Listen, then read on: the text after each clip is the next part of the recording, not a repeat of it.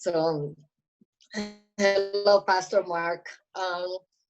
Thank you all for joining, and thank you for all the greetings and all the flowers that Claudia, Matt, Joss, and me even I receive. I just want to tell you how much I miss Bob, and Bob will be with me forever. He's now my guardian angel, so watch out, because the Holy Spirit will come to me, and Bob will keep pushing me and kicking me if I need to do something. Um, I just want to, this is going to be a lot of people will be speaking here, so I will just do my announcement later on and more speaking. And I'd like to ask Pastor Mark Whitlock. Pastor Mark, we miss you so much. You're in Washington, D.C. now, to start with a prayer and a eulogy on our great friend, Bob Gnaizda. Would you like the prayer and the eulogy at the same time, or are they in separate moments? Pastor Mark is going to tell you, do whatever you want to do, Mark. Okay. Let's have a word of prayer. Dear God, we thank you for this opportunity of coming and sharing in the gift of Bob Gnaizda. Open our hearts and our minds so that we may benefit from his presence. Amen. Faith, I prepared a few words and I won't take long. This is the eulogy. This is our final goodbye. The curtain is closing. The lights are being dimmed for the last time. There's a standing ovation for the life of Bob Gnaizda. Oh, how we celebrate Claudia, children, and you, Faith, and so many others for the love and concern and attention given in his last days. We come to bid farewell to one of our nation's greatest minds, public policy advocates, social justice heroes, father, husband, and friend. Bob's gone forever. Let's take a look at the Bible. The Bible says in Isaiah chapter 61, verse 1, "The Spirit of the Sovereign Lord is on me because the Lord has anointed me to proclaim good news to the poor." This text makes a clarion call to keep it moving, for poor people to move from poverty to prosperity. If you understand the story, Israel had lived in captivity for 70 years under an oppressive Babylonian government, a horrible dictator by the name of Nebuchadnezzar. Few or no public policies for the poor, and taxation without representation. The poor and the disinherited had lost their land, liberation, and language. And Isaiah is prophesying for people to do more than be concerned about themselves, but to liberate the least, the left out, and the left behind. For America, and specifically for California, there was a time where redlining dominated the marketplace. The government had little interest in helping poor people gain access to banks, financial opportunities. Banks had little interest in doing business with minority businesses, and home ownership for African Americans, Latino, Asians was something that was a dream but never realized. This post-civil rights movement helped pass legislation demanding equality but not equity. Martin King said the Bank of Justice was bankrupt for the poor. Equality without equity is like running an Olympic marathon a day late and $1 short. The runner runs but never catches up. Thus comes Bob. Bob gives birth to a movement. There were other movement leaders seeking economic justice, but Bob had a way of getting government and corporate leaders' attention. He was often duplicated but never replicated. Bob Gnaizda was one of the founding leaders of Greenlining and NDA, where he committed countless hours in personal funding, sacrificed family and even health, where his heart was, where his mind was, where his life was, where his people are. And it is therefore most fitting for us to come together today to celebrate his life. For people living on the margins, kissed by the sun, gender inequality, existing day to day without equity, eating in food deserts, working without resources to reimagine communities, suffering from poverty of money, poverty of safety, poverty of moral policing, environmental injustice, and the most severe form of poverty is the poverty of opportunity, where there is no offer acceptable in the marketplace. Bob spoke for those living with their backs up against the wall.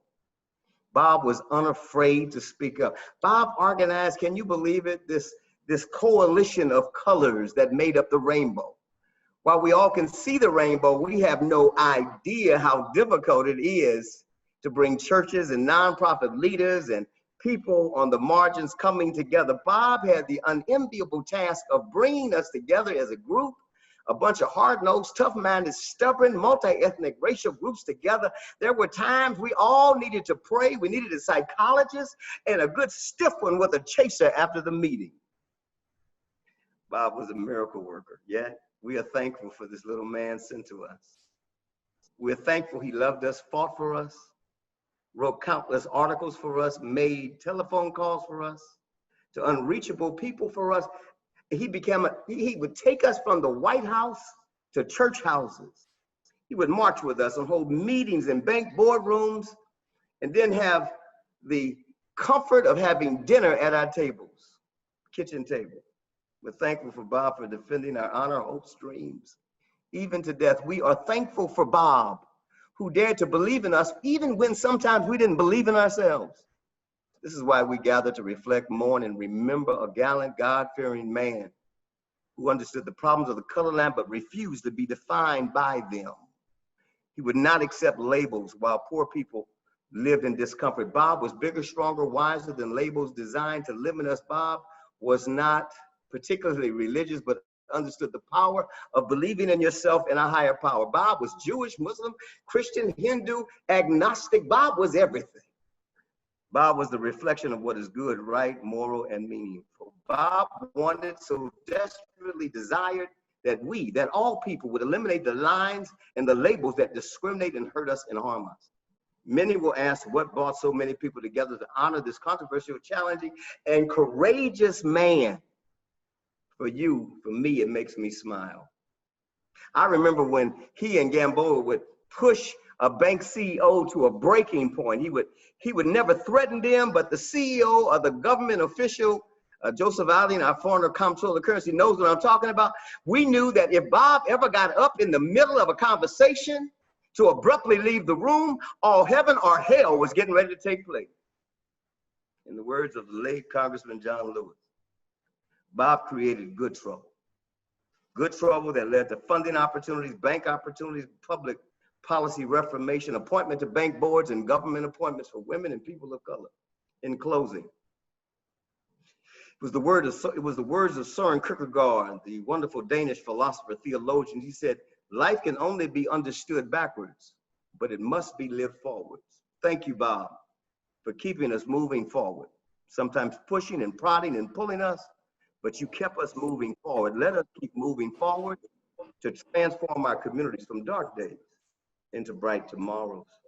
Thank you, Bob, for being Bob Gnaizda and helping us to learn how to be Bob Gnaizda. Amen. Amen. Amen. Thank you, Pastor Mark. This time we're gonna have a song performance of Felson Palad and Sheena Lee, The Prayer.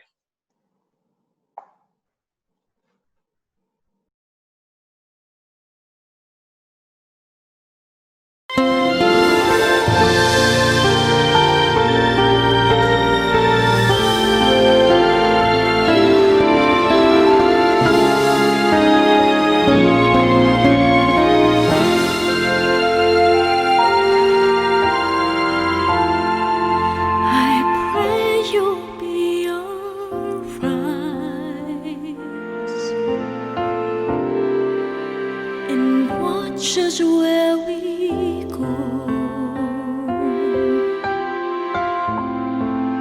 and help us to be wise in times when we don't know.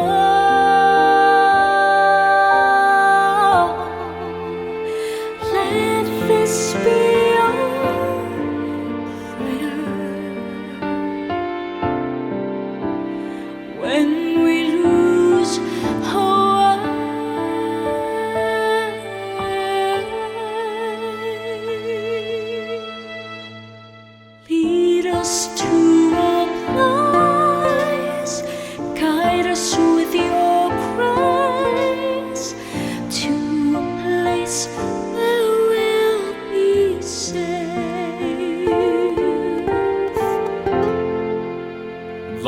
che tu dai. I pray you will find your light. Nel cuore resterà. And hold it in our heart. Ricordarci che when stars go out each night, eterna stella sei.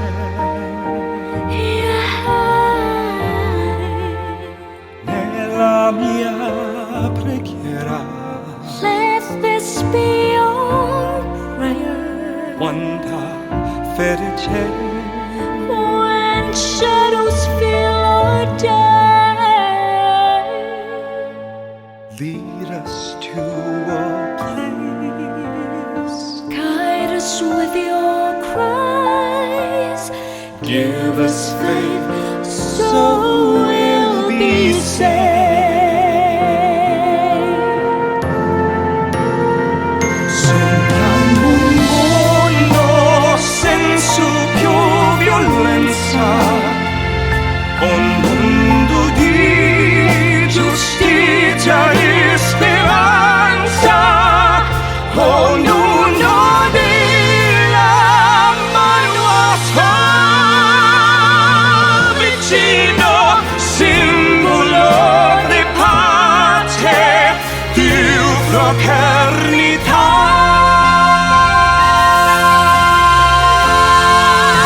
La porta che ti dà il desiderio te.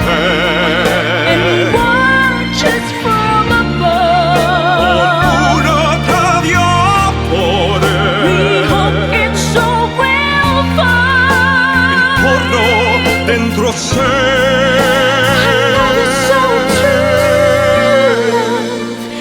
Let this be our prayer.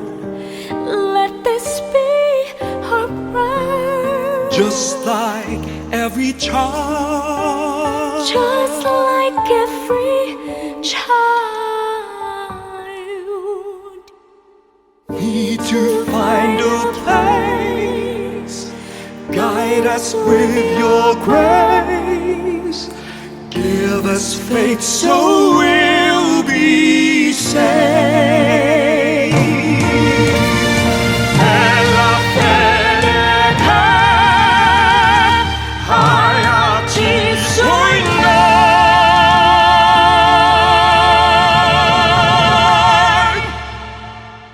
Sento che ci salve.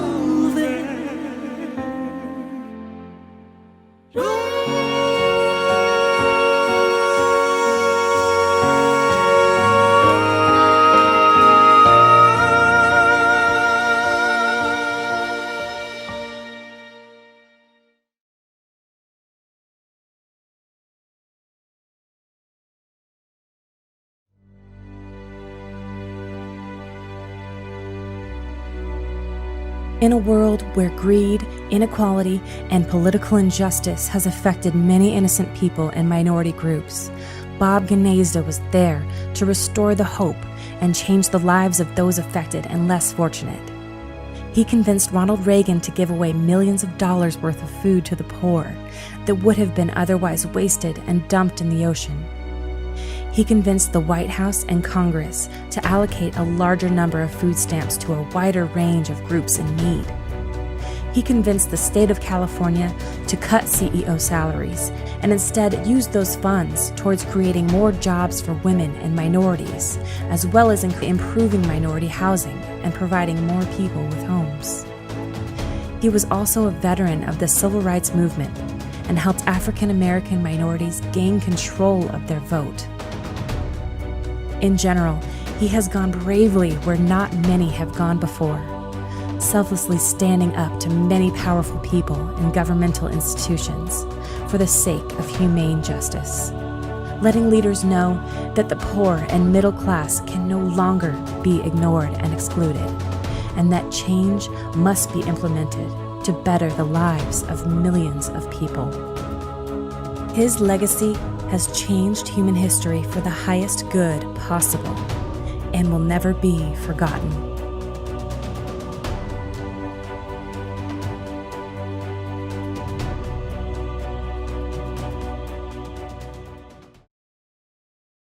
Well, my view was that if I was going to make change, I could not do it in a conventional way. And everyone was hostile. Everyone tried to provoke me in different ways. Everyone told me in one way or another to get out of town. They couldn't stand an independent legal service program that was going to represent the poor against the powerful. If I describe you, you're like the practical Robin Hood, because I know you've done the police officers here in San Francisco, women to become a police officers. You also won the case of the food stamps. Yes. What else have you done, Bob? Well, I've brought a lot of cases against corporations, and I've taken on government when government has refused to recognize its democratic principles. How many cases have you won? Hundreds. I almost always had a CEO on the stand that I was cross-examining. And you gave up all the income that you could have made. You never took anything for your own good. Well, but I've always had enough. And having 10 million a year as opposed to 150,000 is not that valuable. That's amazing. It's amazing. Bob, just say advice like in 3 words or 5 words to the people that adores you. Well, I don't know how many people adore me, but my advice... I do. Well, thank you.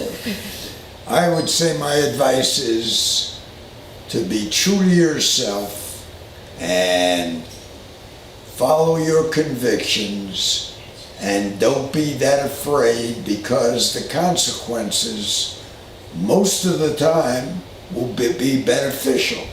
Thank you so much, Bob, for all the work that you've done for all of us. Well, thank you very much, Faith, for letting me work with you and your great team. Thank you.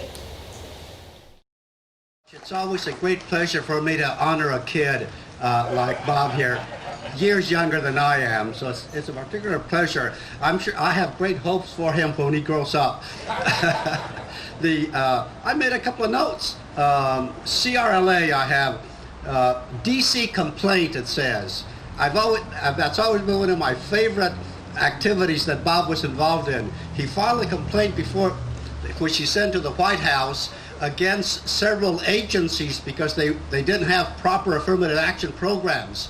And it was so well done that the lawyers in the White House thought it was a formal complaint, and they called him to see if they could get an extension of time to answer his complaint. Bob, we're all proud of the work that you've done for all these years. You know, leadership is about inspiring people, and that's what Bob does. He inspires people through his courage, through his intellect, through his good-naturedness, and for his heart, and for what he wants to do on behalf of people in this country. And that inspires others to want to be like him and emulate him. And if I can pack into my experience, you know, what he's packed into in his 60 years in this business and doing what he's done, I'll feel very lucky. And you guys are lucky to have him, and we're all lucky to know him. I guess the most important thing I want to say about Bob Gnaizda, and I say it to many people, is he is the most imaginative and effective lawyer that I've ever worked with. Bob won the Lauren Miller Award from the California Bar Association, naming him the most effective public interest lawyer in California. As far as I know, he's been the most effective public interest lawyer in this nation. Let me give you an example of how efficient and effective Bob can be. Back in the 1980s, Bob was one of the first people to understand the significance of the census. The allocation of billions of dollars of federal welfare and other social programs were determined based on census data. So Bob, instead of filing a lawsuit or writing an article, he sent a letter to the Secretary of Commerce in the Reagan administration who controlled the census. And he pointed out in this letter that Mexican Americans and other people of color had been grossly undercounted in the federal census and were therefore being unjustifiably deprived. The consequences of that letter, which took him about 30 minutes to write, was probably in the hundreds of millions, if not billions of dollars in reallocated federal funds that benefited working people. Bob is unafraid. Bob is fearless, and Bob will fight until he cannot fight anymore for those people that are underserved, whether they are minorities or low and moderate income people. Bob is a fighter, and he doesn't give up. Bob will fight until he takes his last breath. Bob cares about people. He treats everyone with dignity and respect. Bob may disagree with you on an issue, but he is not disagreeable. How would you describe him as a leader? So I think he's tough, he's assertive, he's thoughtful, he's persuasive, he's moral. I think that's some people, that's not a word you use, but I think it's a good word to use. He's moral. He's always had a lot of moral integrity, and I think that's always given him the high ground in his leadership. And he's just been an effective advocate and friend and advisor. I always listen to him, still listen to him. He's always had access to the top leadership in Washington. That's because it's always worth listening to what he has to say. And I think of Bob that way, as the happy warrior. He never gives up, but he always maintains a positive attitude, and has been so effective over the years. So I wish him well, and I think congratulate him on that.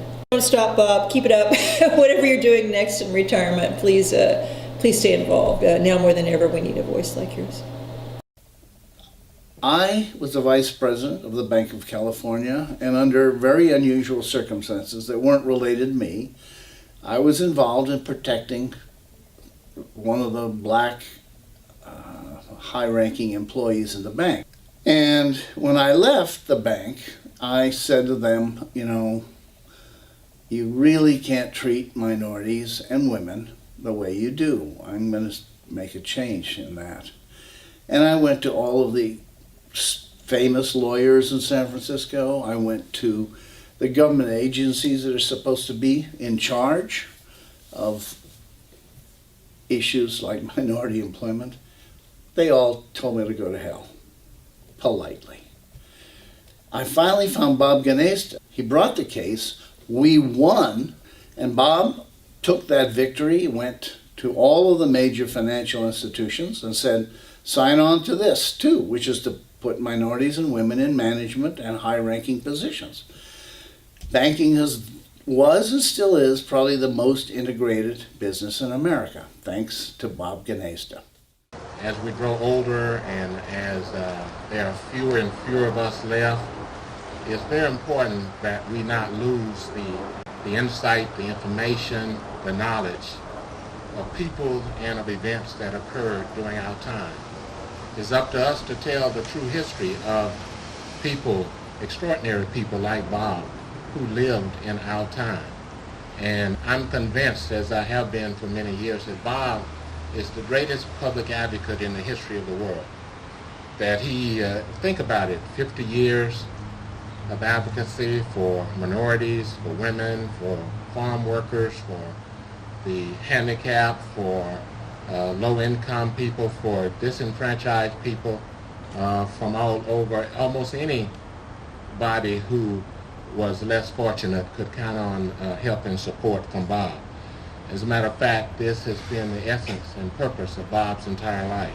The banks and the power people would bring in their lawyers from all over the country, and there'd be 100 lawyers in the room representing these utilities, and that would be Bob and I. And I would say, Bob, look at, they got all these lawyers. He said, don't worry about it. It means we're even.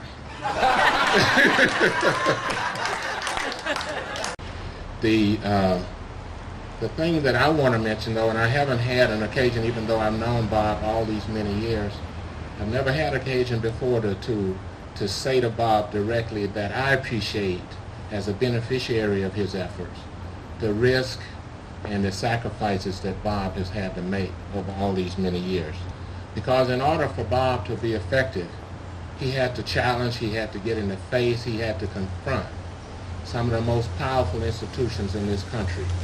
The power industry, the banks, the insurance companies, and even governmental agencies had to be confronted in order for Bob to be effective. And in doing this, he had to often sail against the current of his time. Bob, we want to thank you. And I know this is your final answer. You're going to retire, because you've said that many times. But I know this is it, and we know that. So I'm gonna miss you badly. Not just me, but everyone will miss you. You're a special man. You work so hard. You never give up. You're not afraid of anybody. No one is richer than you. No one is poorer than you. But you deserve to retire. And you take care because you left a legacy. You will always be remembered, and wherever you're doing or whatever you're gonna be doing, Bob Gnaizda will always be around, because I will never stop thanking you and will never stop talking about you. We love you so much, Bob. I love you dearly. Thank you. Your extraordinary work in the field of social justice over the course of the past 50 years has truly inspired us all. You have worked tirelessly on behalf of the underprivileged and underserved. You make this world a better place. Thank you for all of your amazing achievements over the years. And lastly, thank you for the efforts that you put forth to open the doors to success for the National Asian American Coalition, as well as the National Diversity Coalition. Our work will never be done. Thank you for your fearless leadership. We are eternally grateful. Congratulations, Robert Gnaizda.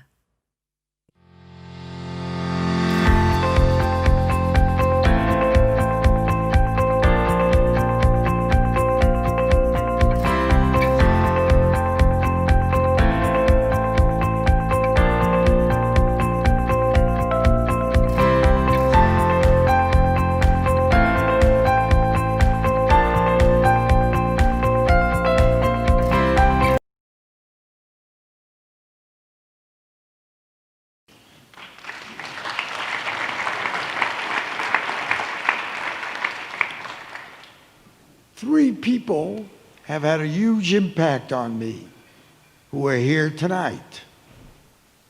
Faith, because faith is capable of accomplishing many things that I'm not capable of accomplishing. My loving wife, Claudia, who ran Cameo and ran Renaissance before that, and is now attempting to organize women, small businesses across the country. I think it will be a greater Me Too movement of success than any that has been attempted by either the Democrats or the Republicans. And my son Josh.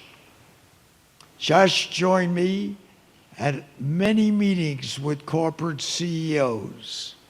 And he always had an insight that was more valuable than at least those that I had, and probably anybody with the organizations I was with. So I thank all of them. And I thank the many, many people here who I've worked with, and I've disagreed with and then agreed with, because I've never viewed life as my way. I learned at a young age. My civil rights career began really in February of 1965, when with two black attorney friends from LA, I went uninvited to a very tough county in Mississippi, Clay County, where the FBI said they would offer us no protection. But the organization that sponsored me wanted me to write legal briefs at Jackson, and I didn't want to do that. So the three of us went uninvited to Clay County. And then I met the chief judge. There was only one judge. Then I met the sheriff. Then I met the police chief. And then I met the head of the Lawyers Association, which consisted of 6 lawyers. I told them why I was there, and then realized that I had to rely on my vast knowledge of baseball, which I had picked up as a fan of Jackie Robinson in Brooklyn. And that's what did it. It got me around. I survived the 2 weeks. The people in Clay County survived, and later that year, actually on my birthday, the Voting Rights Act of 1965 was passed. And that's how I began my official career. But my best friend, Joseph Karp, would say that I began it entering Stuyvesant High School at 14.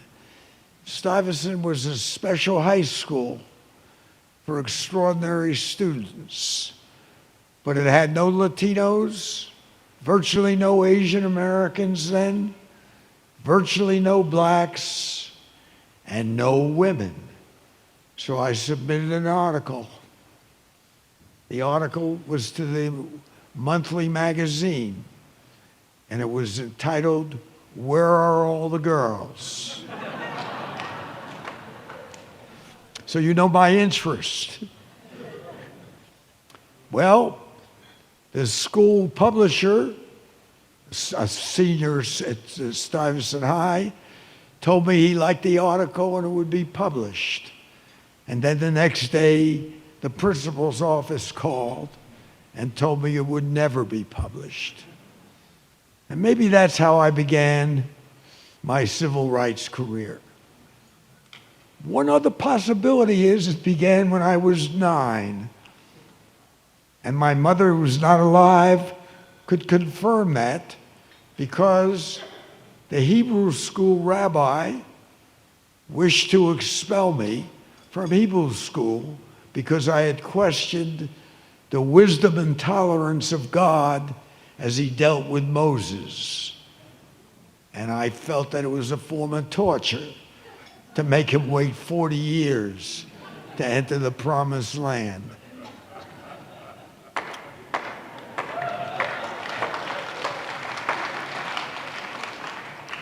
My mother rectified it.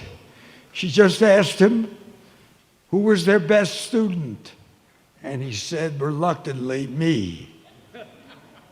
And my mother said to me then, in front of him, "You'll stay here if you want." So I did. And I became a fan of Israel, the Haganah, and I collected money for them. And I did as good a job collecting money for the Haganah at 9 and 10 as I did for the Green Lining Institute later years.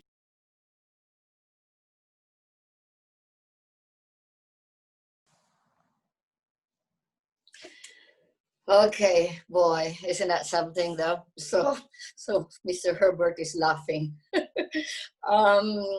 By the way, this is being recorded, so if be careful. What if you want to say? If you want to say anything, don't say anything. This time, I'd like to call in Miss Claudia, the loving wife who took care of Bob till the last day, that cooked dinner for him every single night, and explore all the meals that she can serve for Bob. Thank you, Claudia. Thank you, Faith.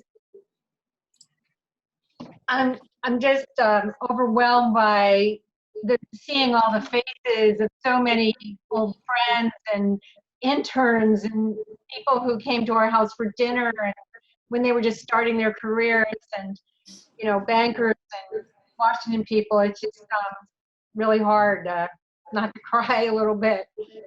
Thank you, thank you so much.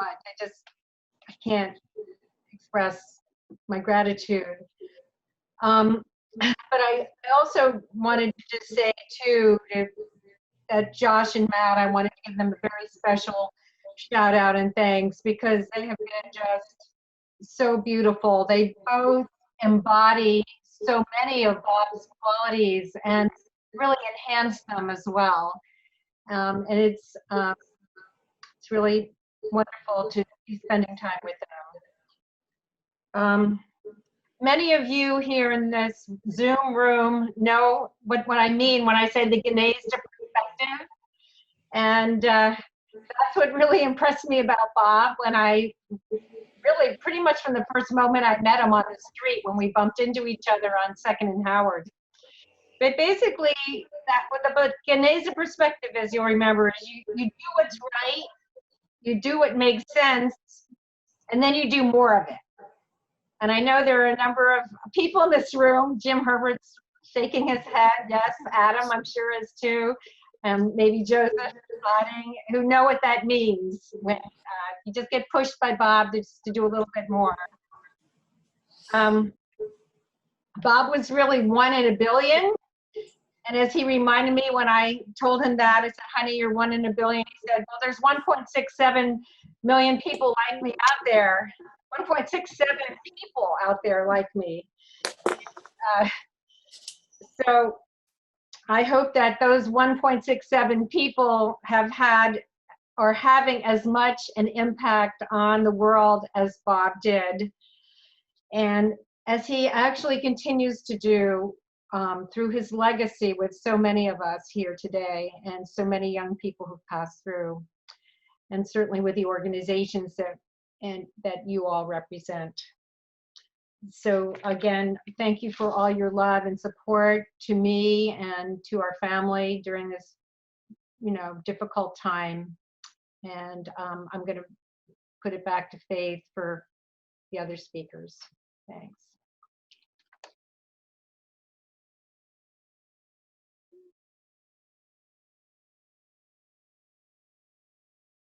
Unmute. Claudia, Bob loved you so much, right? You're the most beautiful woman to him, and you still are. Josh Gnaizda, the eldest son of Bob. All right, sorry, I had to unmute there.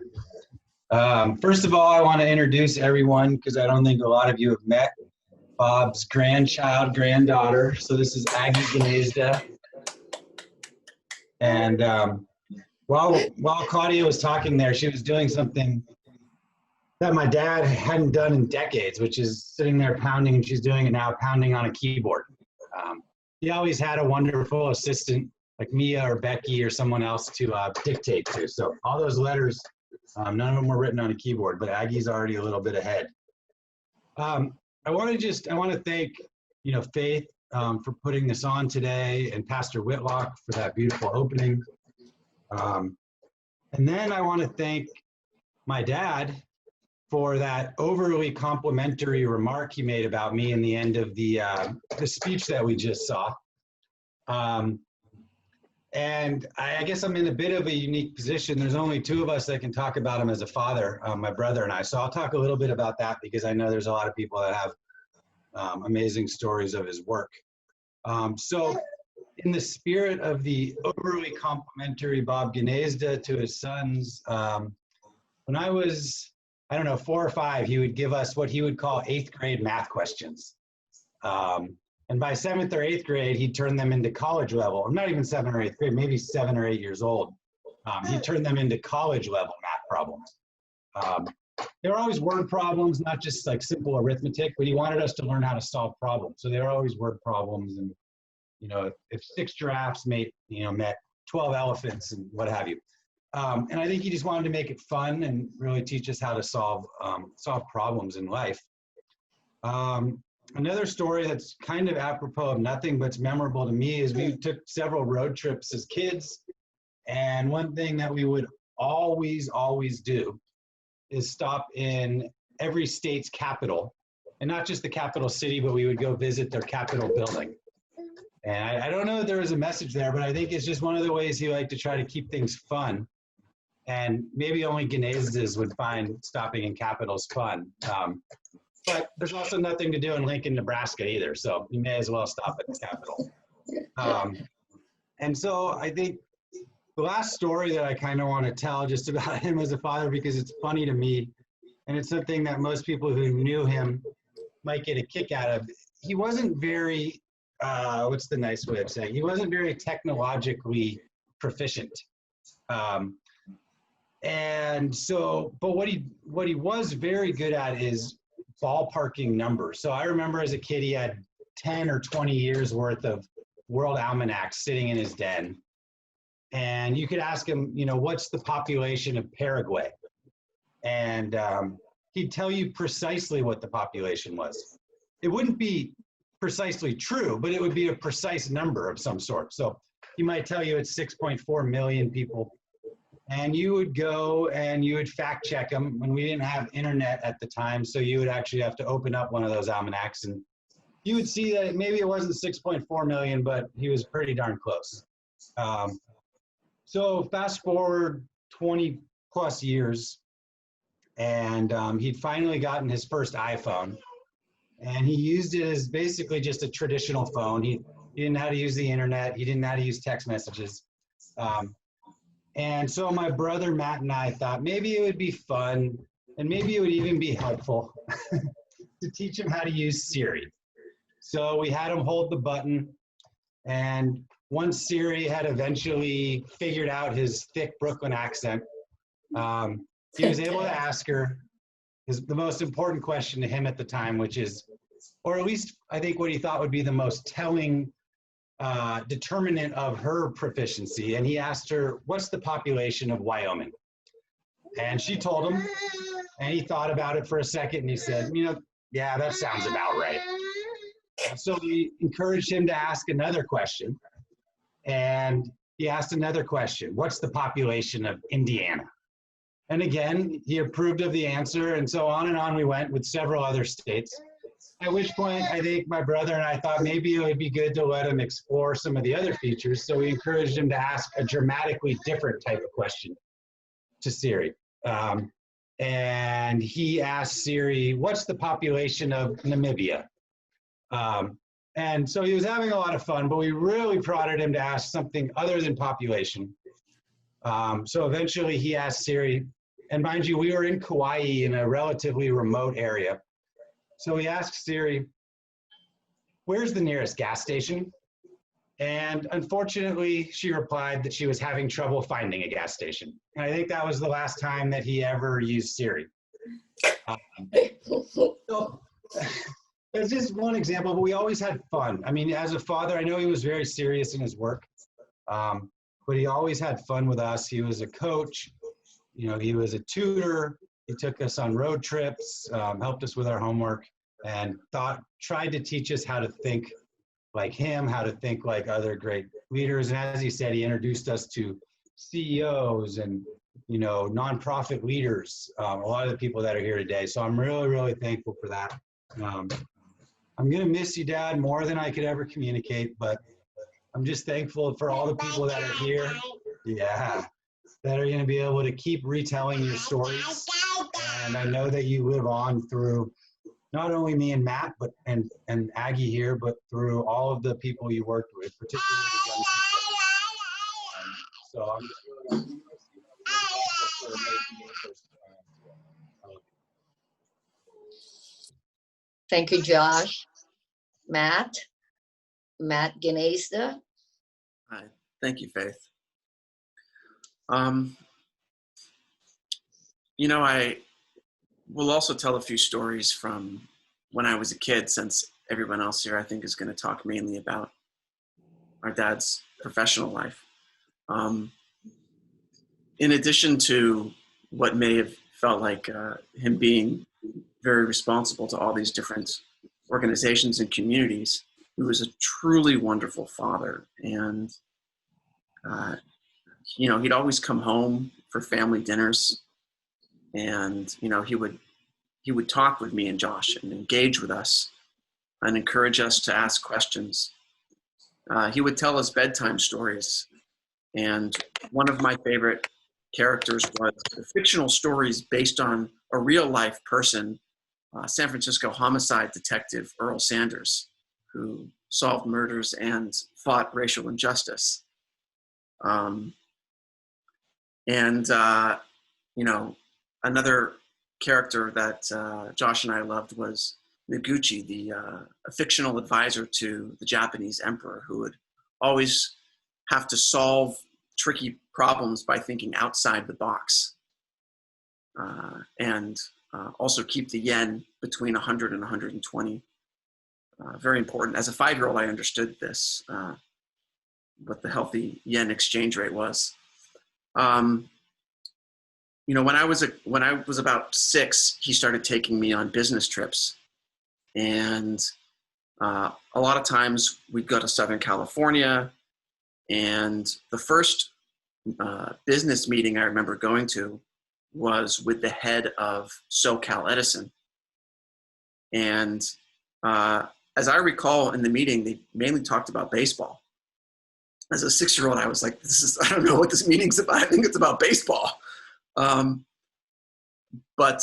my dad wanted to show me something else, which is something, it's a secret that all CEOs know, which is that no matter how powerful they are, they're just people. And of course, after each trip, my dad would take me to In-N-Out Burger. And so every time we were in Southern California, he would always take me to In-N-Out.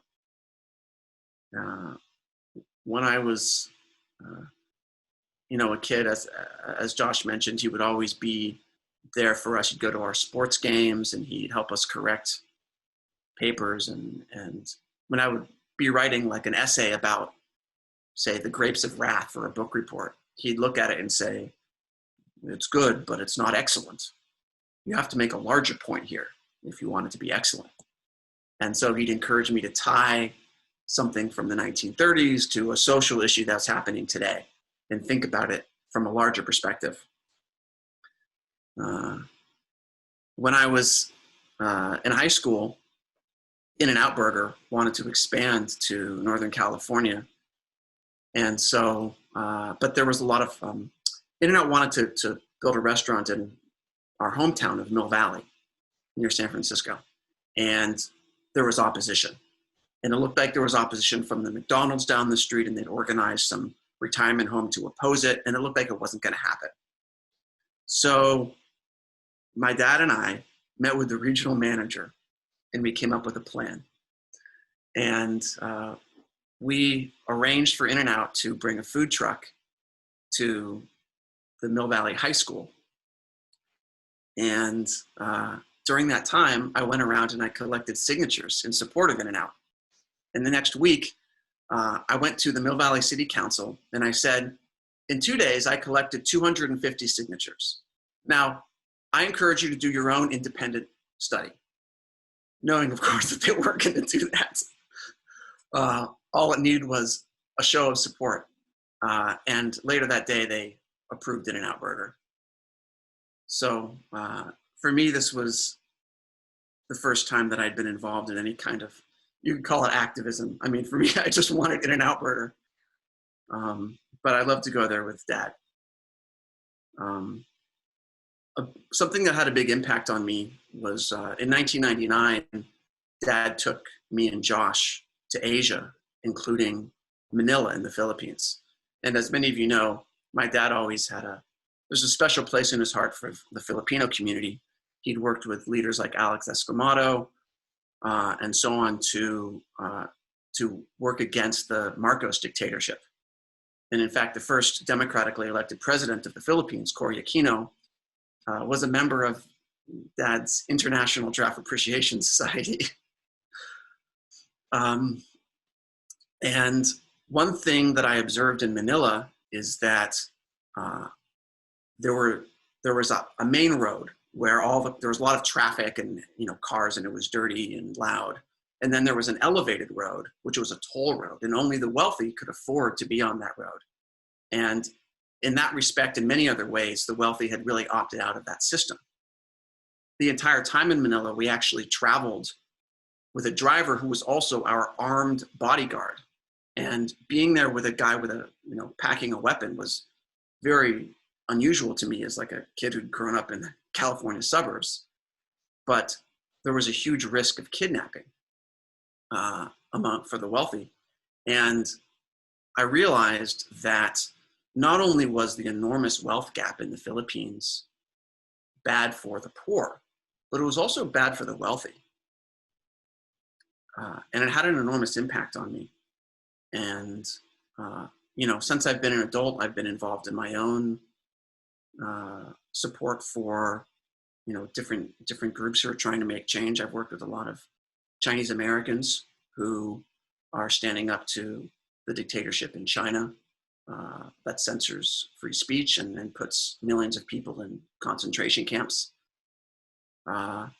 And Dad was always supportive of me in my work, and he always would encourage me to do my own thing. He said, don't feel like you should follow in my footsteps. I want you to take your own path. But when I did, he also always wanted me to do it with excellence. So I hope I can meet your standards, Dad. At a minimum, I have a mustache. So at least there's that. So thank you, Dad, for everything you've done for me and for Josh and for our whole family. And I really miss you, and I love you. Well, Matt, you are so Bob Jr. And Bob, do you know that Bob waited for Matt? The night before he died, they had a great dinner, Josh, Matt, and Rebecca, and they ordered Chinese food. And you celebrated his birthday. And he just waited for you because the following morning, he said, I'm out of here. I already had my, let me call in first Jean Ludwig, the 27th controller. Jean, thank you so much for coming and saying something about Bob. Faith, let me say that I'm honored beyond measure to be here with you and the Gnaizda family and Bob's friends and colleagues and a number of distinguished friends of all of ours who have come to attend. Bob, as everybody knows, was an extraordinary human being. He's touched my life, and he's touched obviously everybody's life who's on the phone, but he's touched millions and millions of, maybe even billions of world citizens. And that's not exaggerating. When I was in office as controller, and then in many years after that, Bob, he may have even been part of the group that was protesting the office the day I walked in about having a stronger Community Reinvestment Act. But at the end of the day, Bob and I were partners in trying to make the world a better place through that act and through eliminating lending discrimination in America. What was unusual about Bob, beyond his great heart, his commitment to community, was his constantly affable optimism that he could motivate people to do the right thing and to have a better world. He was a problem solver. That was a person uniquely capable of out-of-the-box thinking, of never giving up, of having high standards, and of touching you to your soul and bringing out the better human being in you. I don't think anybody can be more articulate than Reverend Whitlock or the Gnaizda family in their affection and spirit about Bob and what he's accomplished. In that sense, I feel like the Balloon Act among great tigers. Where did it But this is a human being. Wait a minute. What is it? Somebody we emulate in life as a symbol of who we all ought to be and the goals we all ought to have to make our world a better place. Bob leaves this country and this world a better place than he found it. He has made all of us a little bit better, maybe even a lot better. And so I want to thank you, Faith, and the family for allowing me to say a few words about this very great man who has taught us all about the highest achievements that we ourselves can attain. Thank you, and God bless you, Bob, and God bless you, everybody who's attended this service. Thank you. Thank you, Gene. I just have to tell you that he always mentions you. He always enjoyed working with you. He brags about President Clinton's appointee. He always says that on his speech. So thank you. And thank you for continuing Bob's work. You're actually doing fabulous. So keep writing on op-eds and Politico. So, President Peavy, I think I saw him now. President Peavy of California Public Utilities Commission. Yeah, hi. Well, I'm not the Public Utilities Commission any longer. Can you hear me all right, Faye? Yes, we can. Okay. First, I want to just make a brief comment on something Matt said, because he mentioned Southern California Edison and speaking to the CEO.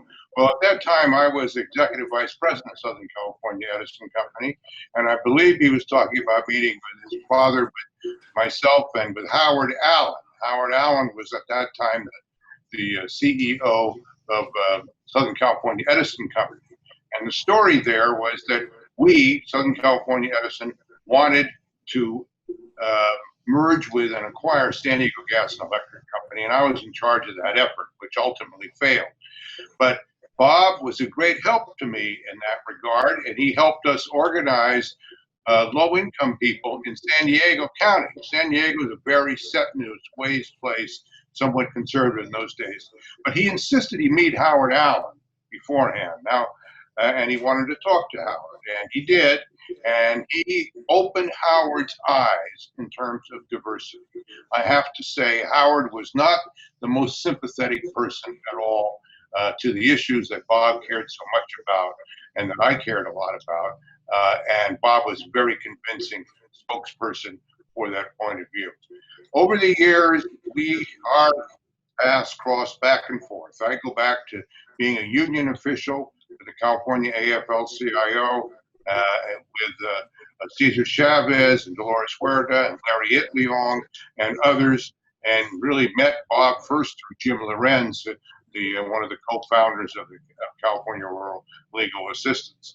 I have a very checkered work history, and I ended up being, for the last 12 years, since I retired a few years ago, the president of the California Public Utilities Commission. In that job, I worked so closely with Bob, it was like hand in glove. We did, I think, remarkable things, increasing not only General Order 156, but what we did in the area of diversity, both at the PUC and outside of the PUC, was truly remarkable. With my good compatriot and fellow commissioner, Timothy Allen Simon, we increased the utility spend, which they didn't always want to do, over $1 billion more each year till we got up to close to about $9 billion. This was never have happened if it hadn't been for the efforts of Bob Gnaizda and his compatriots like yourself, Faith, in pushing us and pushing us and pushing us. In all of these things, whatever it was, Bob was always there, and he was genteel in many ways, respectful in many ways, but obstinate and difficult, and kept his eye on the goal all the time. And his whole career, from what he said about it all the way back to Stuyvesant High School in New York, his whole career was one wrapped around the phrase John Lewis used, create good trouble. That's what Bob did. He created good trouble. Wonderful man. He's greatly missed, but he'll live on. Thank you. Thank you, President TV. You'll always be my president of CPUC. Hopefully you're doing well. Please stay well, okay? I'll do my best. Next is the 31st Comptroller of the U.S. Currency, a great friend, Joseph Otting. Hi, Joseph. So Faith, first of all, I want to start with happy birthday.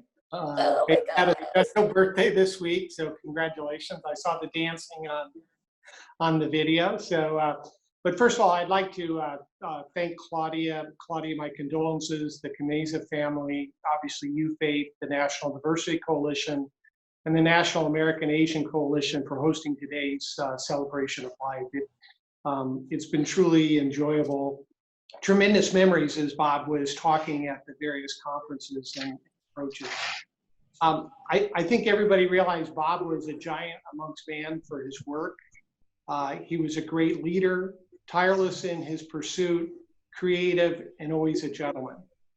I remember the first time I met Bob, he called me and said he wanted to come by and see me. And, you know, as Bob was, he was very direct. He explained the reason for the visit. He said he wanted to come by and see what we could do together for minorities and low to moderate individuals in America.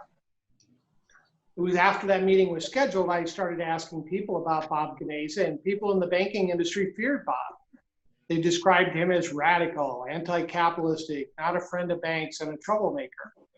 But then Bob came by my office, and I can say in the first few minutes, I knew he was a special person.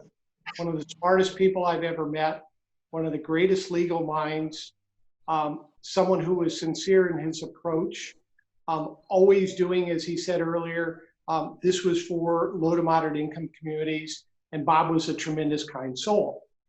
But I must also say, but even when Bob pressed me and he pushed my buttons, which he would do, he always had this wonderful smile on his face and always say, Joseph, we are doing this for the right reason.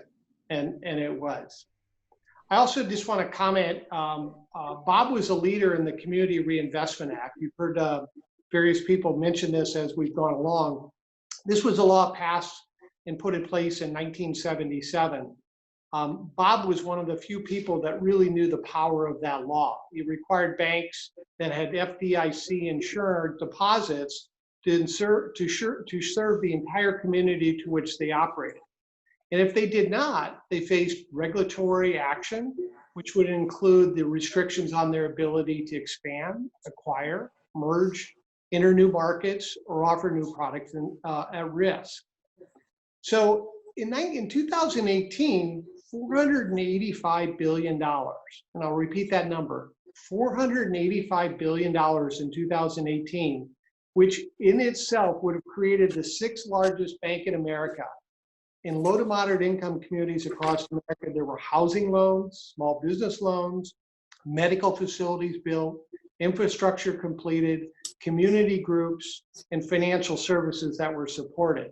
And that's a direct relation to what Bob knew was important in the work that he did. But I would tell you, Bob knew CRA could do more.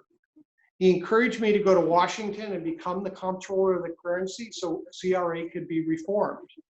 He felt that we needed to define what counts so communities and bankers and civil rights organizations could decide what fit into CRA. He said we should define where it counts, how it is measured, and then just as important, how is it reported so groups and communities could understand what is being done in their communities.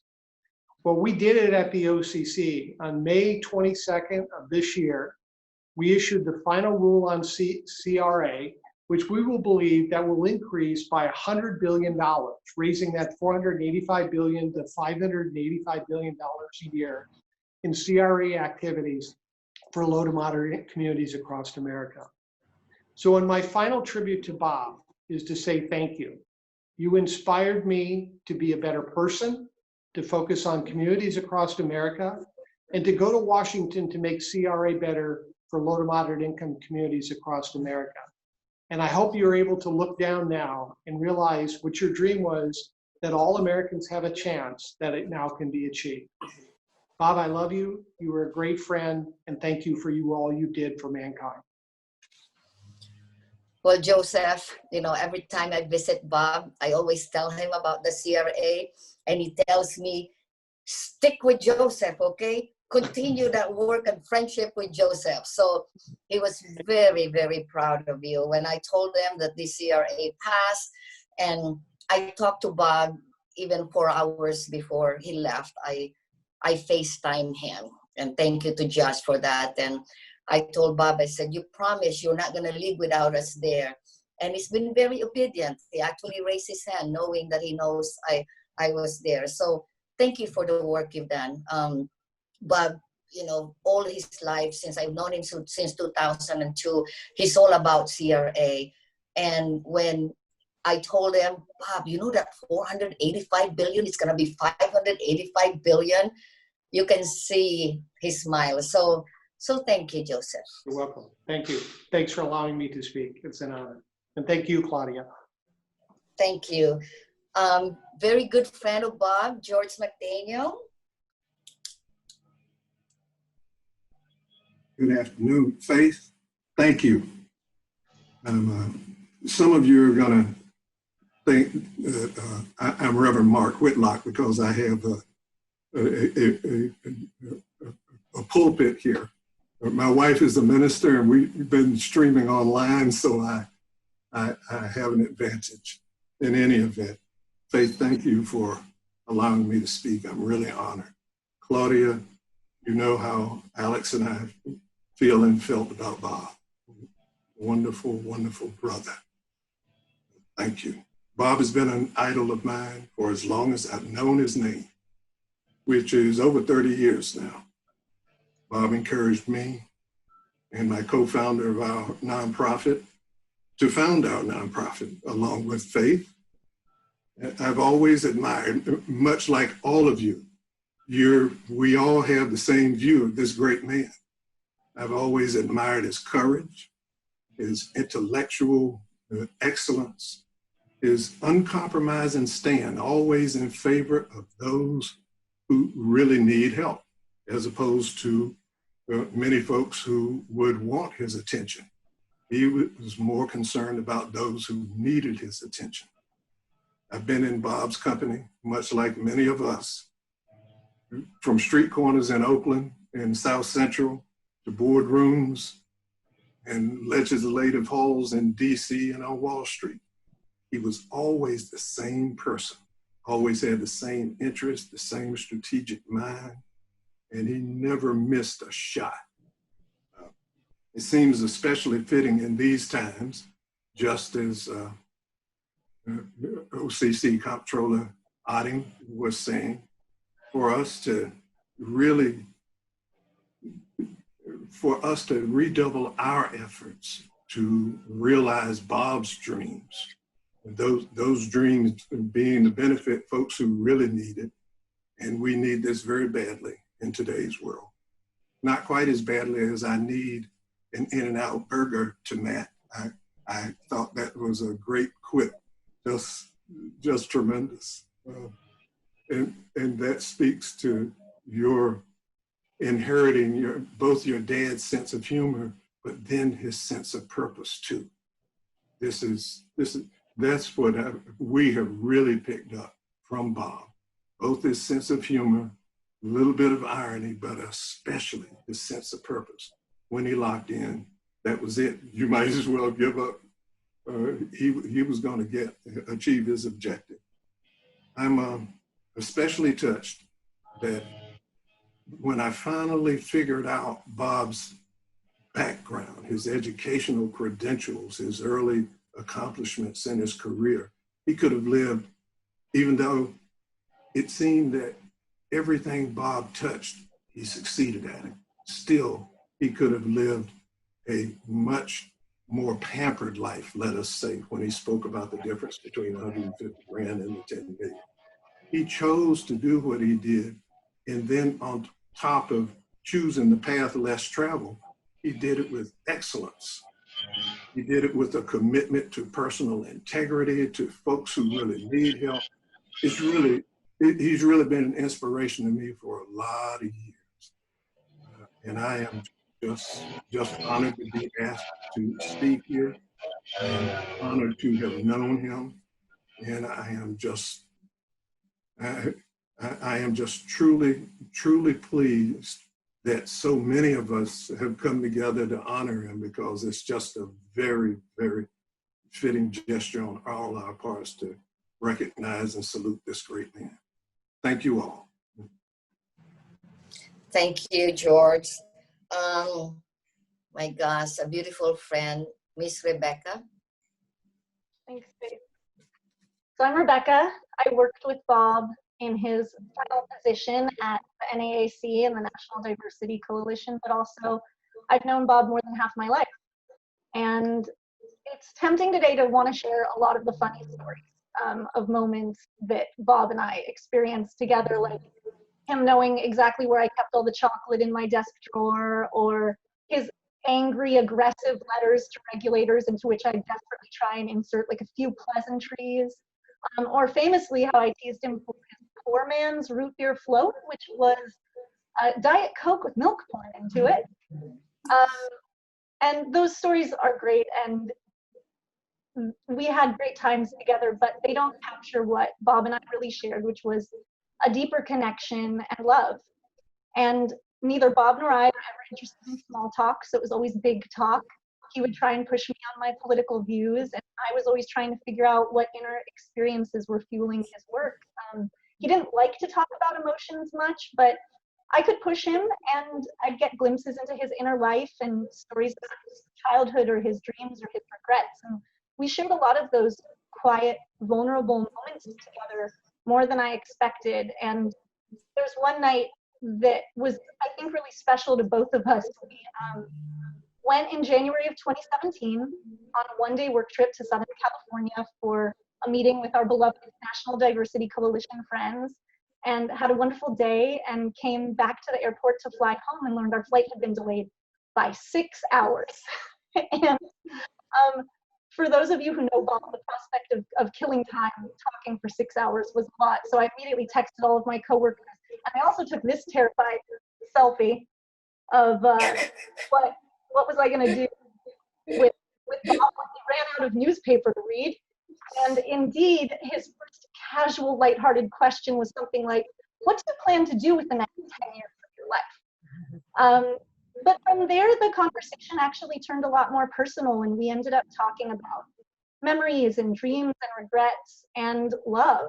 And I was curious what kinds of great loves Bob had experienced in such a long, rich life. And he was willing to share openly about familial love, friendship loves, romantic loves, his struggles with reconciling his rational mind with his very big heart, past loves and realized loves and missed loves.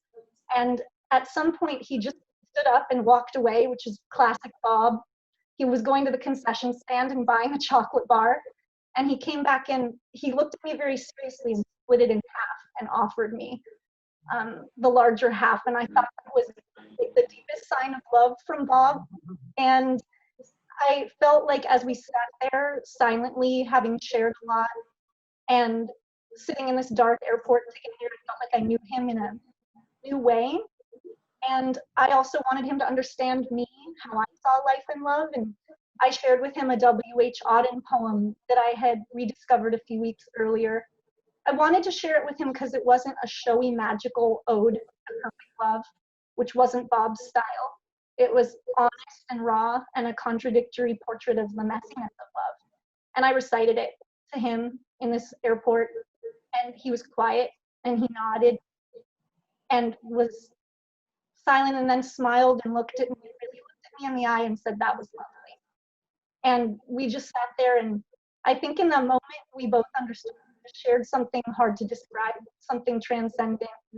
And there was this thread of connection between us ever since that. There was that thread through all the years that we spent after that, through his last night here when I held his hand, through his last instructions to me, and even now. And I'll share the final stanza of that poem that I read to him in the airport, because I think it pays tribute to Bob. A deeper part of him, deeper than his laudable accomplishments and fiery spirit, there's a fearlessly vulnerable side of Bob that I got to know, a Bob that knew real love and its value. Beauty, midnight, vision guides. Let the winds of dawn that blow softly round your dreaming head. Such a day of sweetness show. I and knocking heart may bless. Find the mortal world enough. Noons of dryness see you fed by the involuntary powers. Nights of insult let you pass, watched by every human love.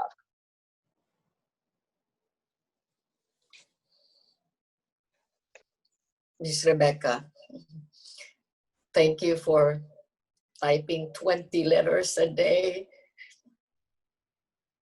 Thank you for making us look good.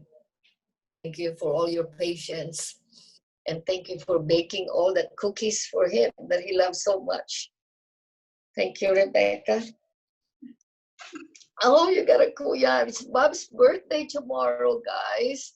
So, oh, I also have that. By the way, if you're not a member of International Giraffe Society, Matt and Jess are going to make you one tonight. So that's a special shake hand that Bob does. So, you know, if you are put on chat that you are a member of International Giraffe Society, that means no membership, no benefits, and you're ready to stick your neck out.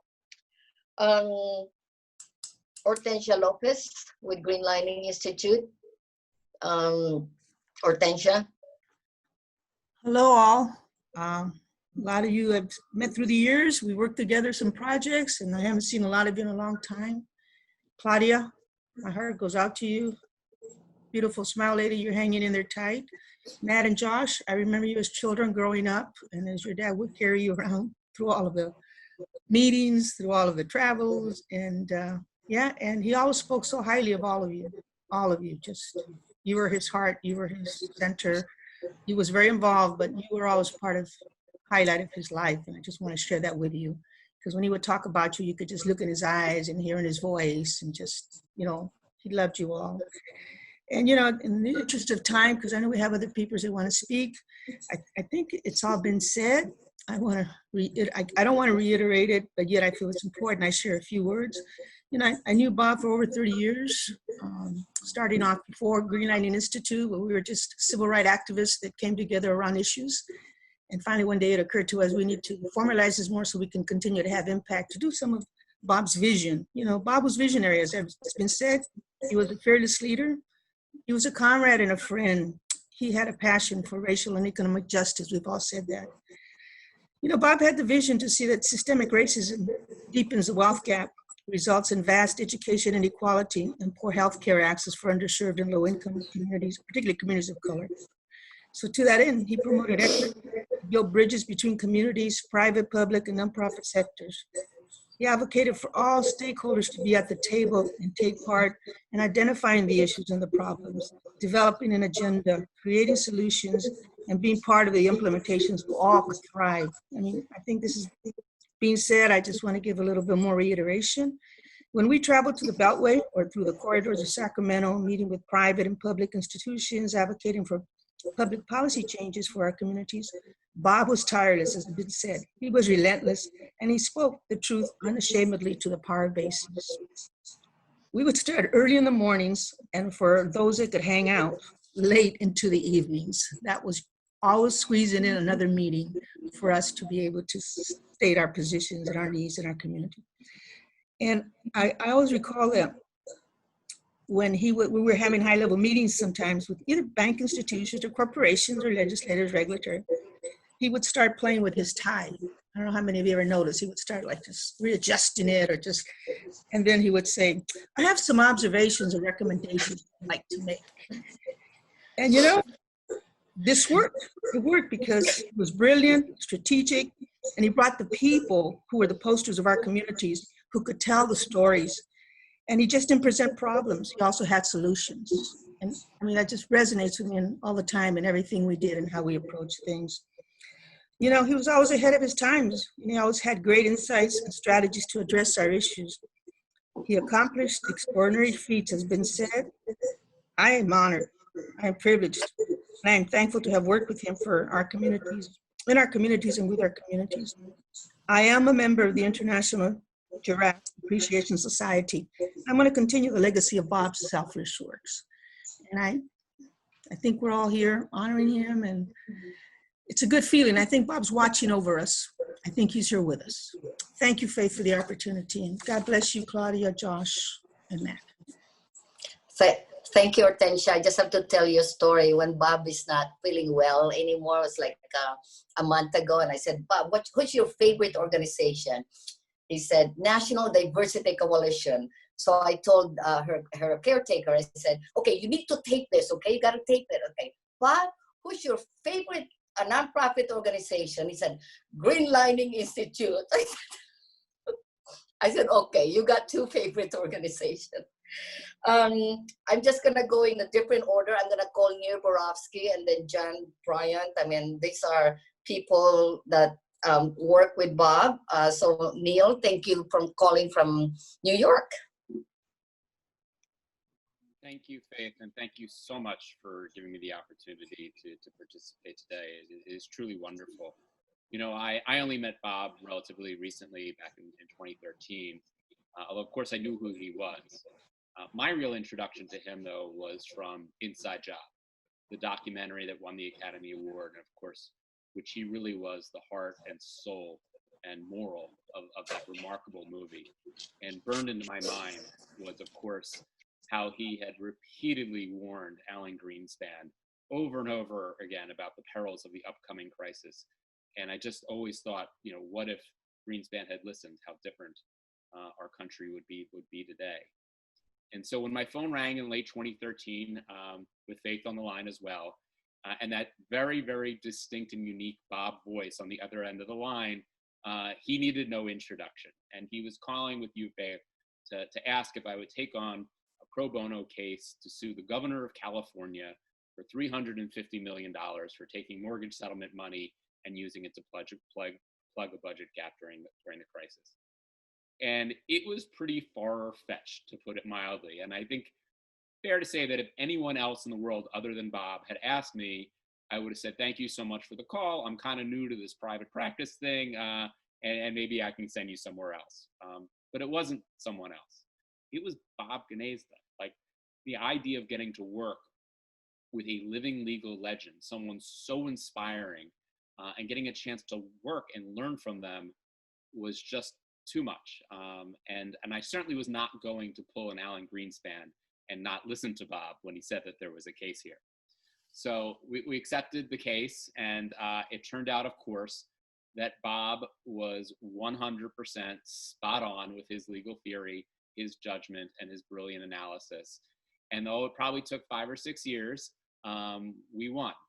But I was perhaps one of the biggest winners, because I got the chance to spend some time with Bob, to learn from him, to be inspired from him, his incredibly selflessness and his brilliance. So I'm forever grateful for that. And Bob, rest in peace. Your legacy is set, and is a remarkable one. You made the world a better, lighter place.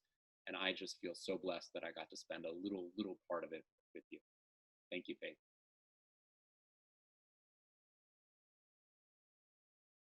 Thank you, Neil, for helping us. Now it's a perfect timing. Californians need more counseling services than ever. So I know Bob is smiling. Thank you for your help. Thank you. John Bryant. Hey, Faith, and thank you for putting together an extraordinary program for Bob. Done a great job, you and the family.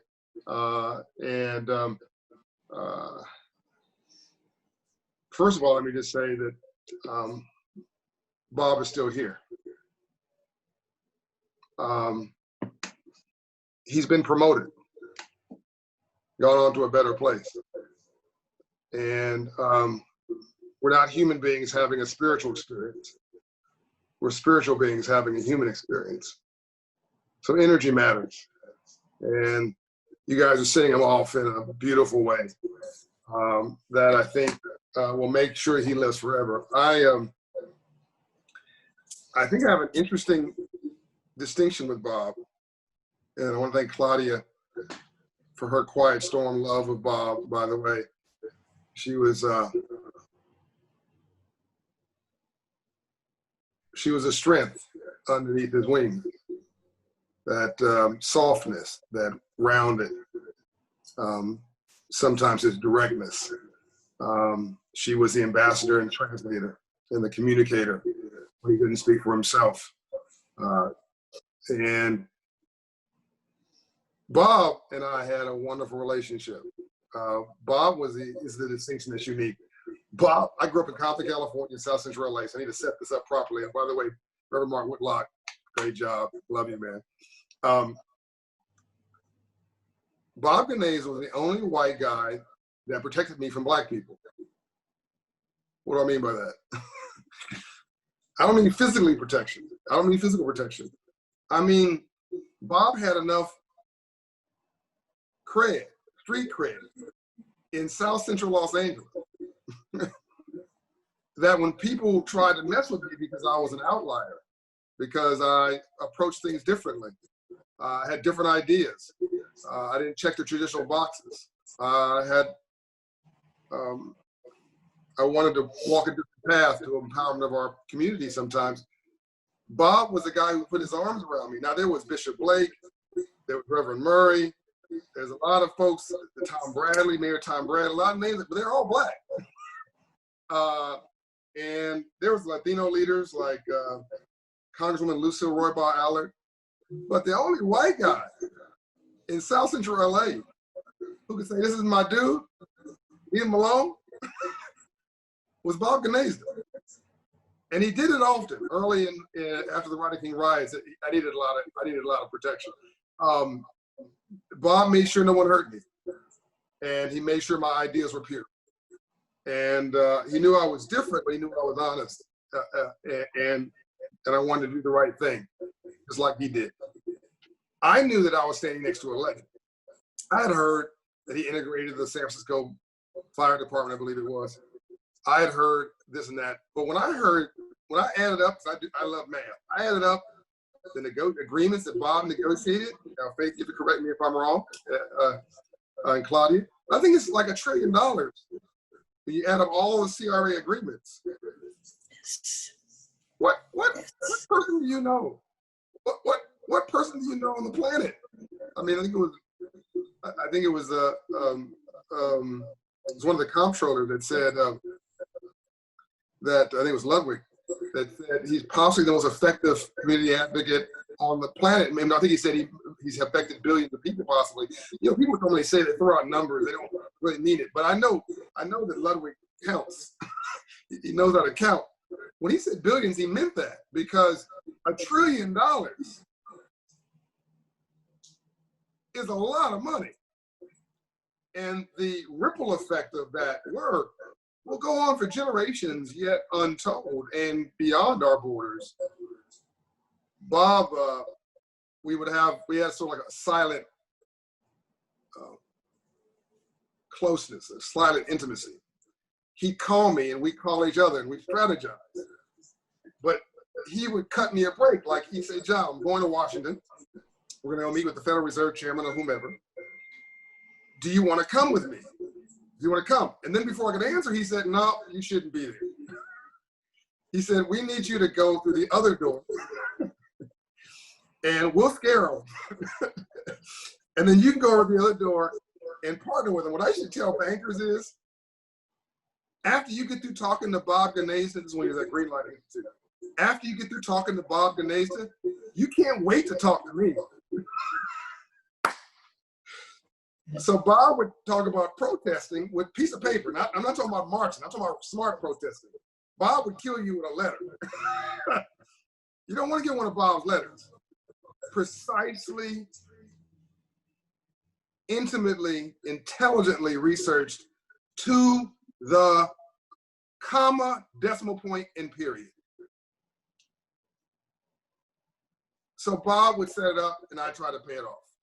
And I try to never let him down. But I mean, it had to be half a dozen times that he'd call me and say, I'm going to this meeting. And he would I guess as just a point of honor, or respect. Hey, I'm going to this meeting, you want to, but no, you shouldn't come. You need to go yourself, and we'll triangulate this problem. Bob never wanted credit. He never profiled. This is so important now. Listen, he never played games. I cannot tell you how important this is. Whenever you talk to Bob, whatever he said, it was as if Mahatma Gandhi or Nelson Mandela or Dr. King or my mentor Andrew Young said it. It was straight. You could take it to the bank. Bob played no games. He sided with no parties and other than the truth. He protected the poor, the elderly, the infirm, the young, the dreamers with crazy ideas, because he knew all that was necessary. Bob was a lover of the truth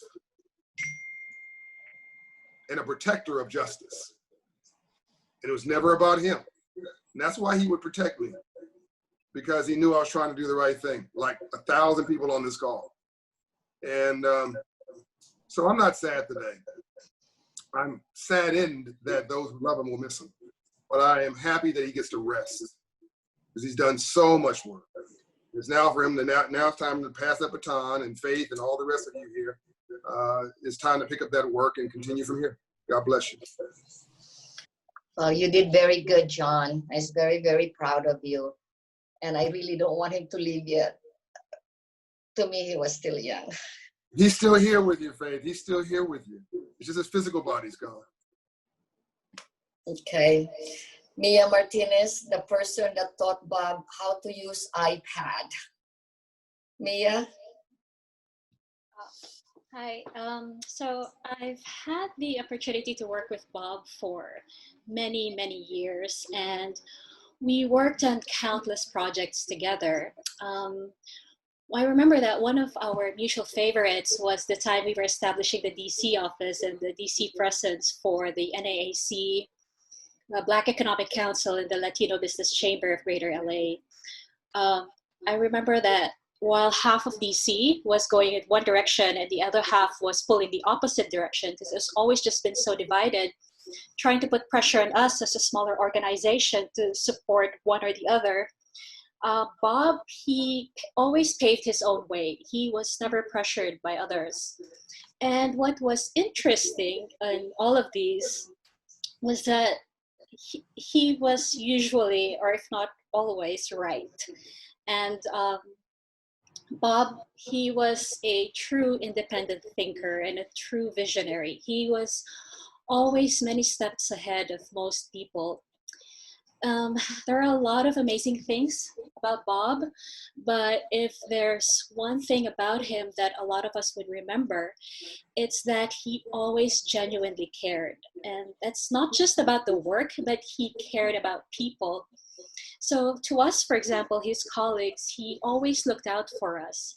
And he showed this even in the smallest ways.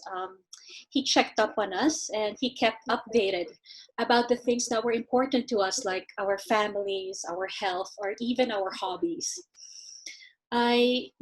Just to close, I recently came across a text from the great or the wise Dr. Maya Angelou. She said, if you're going to live, leave a legacy. Make a mark in the world that can't be erased. And Bob did just that. Through his work, he did make the world a better place. And in the process of all of this, he made better people of the many individuals, such as myself, who his life has touched. Bob was a true mentor and a true friend. And we are all forever grateful that he continues to be, and he always will be, a huge, huge part of our lives. So thank you, Bob and Faith, Claudia, Matt, and Josh. Thank you, Mia, for teaching him how to use iPad and the iPhone. So I'm going to call on Jen, NDC chair, and the next is Tanua. Jen? Thank you, Faith. When I met Bob and Faith in 2014, that's when I realized, oh boy, I had to learn all these acronyms for a great purpose. And from that point on, I started learning about indirect public policy making and how important it is, and it impacts our communities and certain in areas that I was not familiar when I first met Bob. The more work that I got engaged with Bob, I started understanding how brilliant of a man, the level of caliber that he possessed, and the authority and the influence that he's built over time, not to gain for himself, but simply to help others, has impacted me tremendously in kind of refining my own purpose. And in all these advocacy meetings, whether it's at a federal government agencies or corporate boardrooms, meeting with CEOs and his executive leadership, he would bring this air of gravitas. He has this deep sense of urgency and seriousness that is not only to intimidate people, but to use that as a tool to convince of what is right and what has to happen in order to help the masses. And through this process of learning how he has done the work through his research team and is working with NAAC and ultimately building, establishing NDC. He taught me many things, but as a leader, he's modeled integrity. He's also shown me and never given me an answer directly. He would bring out the best of a discussion. And really what he did for me personally was that he would help me conclude right. The last meeting that I had with Bob was on March 4th, just a couple months ago. That was just before the pandemic hit the world. And in his living room, just really quietly having a conversation, he had a book on his coffee table. It was Frederick Douglass literature. And we had a conversation on race. We had a conversation on all these social matters that I would generally not open to people, but to him I trust, and I really wanted to hear his point of view. This is his conclusion and his last words to me. No one has analyzed a reason, ... and it will be good to stay away from analysis. And I thought deep, and what he was doing was really encouraging me to write the next chapter of advocacy in the United States, continuing the strong work that National Diversity Coalition has been able to accomplish. And we're only beginning as we're expanding the definition of corporate social responsibility and how we understand the importance of educating the young professionals and working to empower the students, the legal students, the public policy students, how they can redefine the work that Bob has started many, many years ago.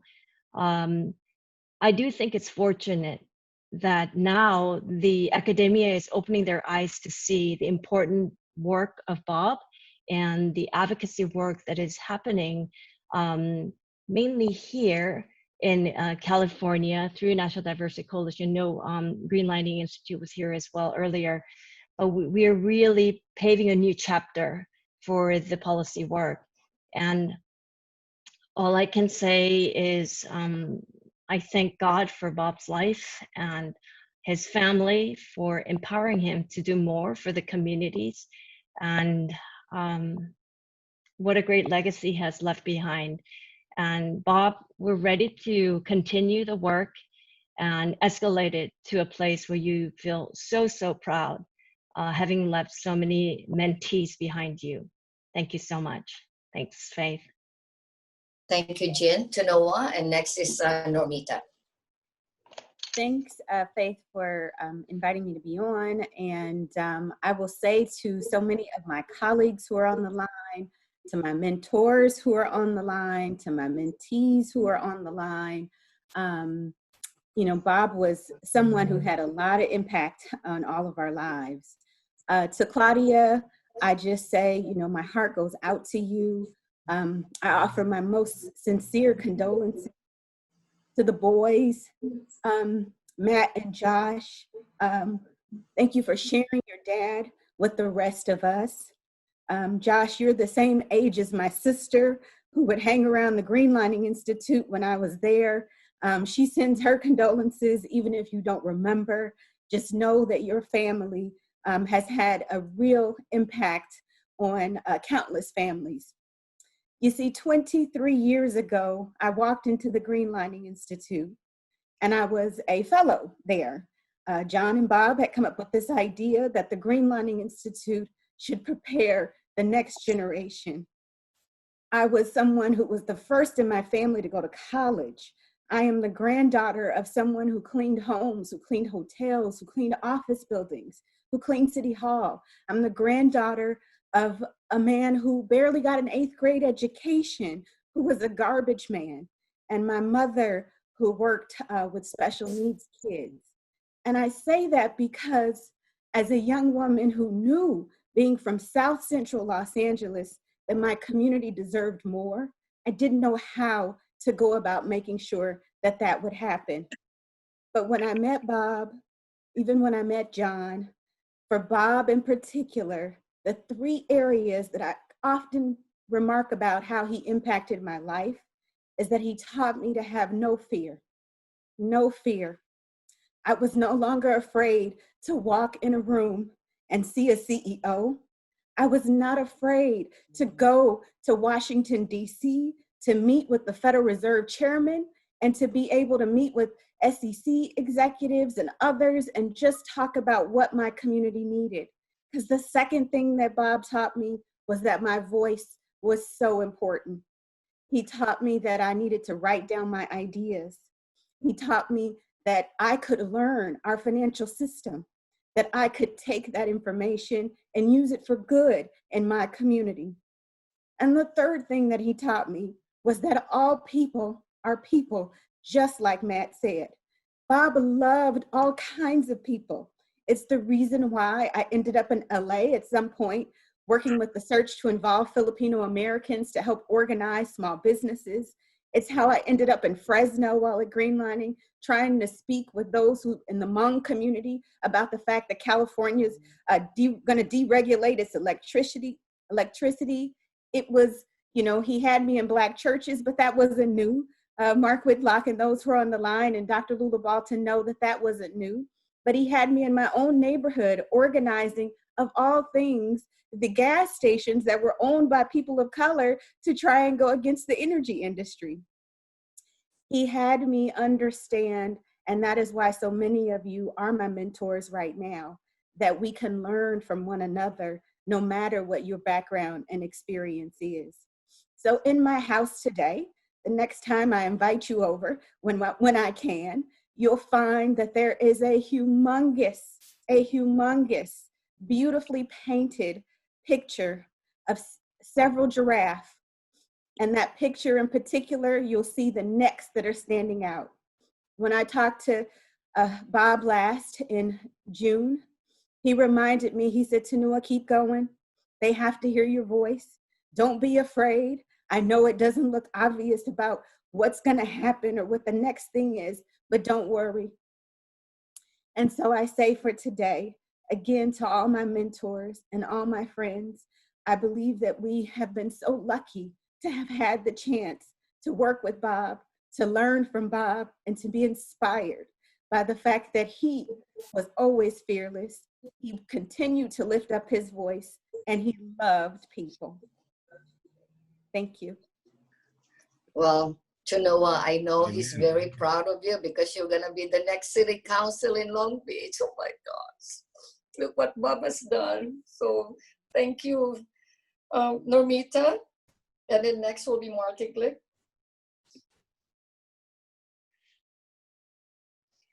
While waiting for Normita, because we're running out of time, Marty,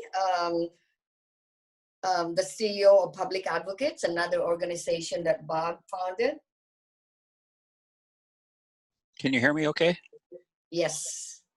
This is Marty. You can hear me fine? Yes, Marty. Yes, we Oh, can hear okay. you. Oh, great. Well, it's a tremendous honor to join with all of those who are here to celebrate the truly remarkable life of my great friend, Bob Gnaizda.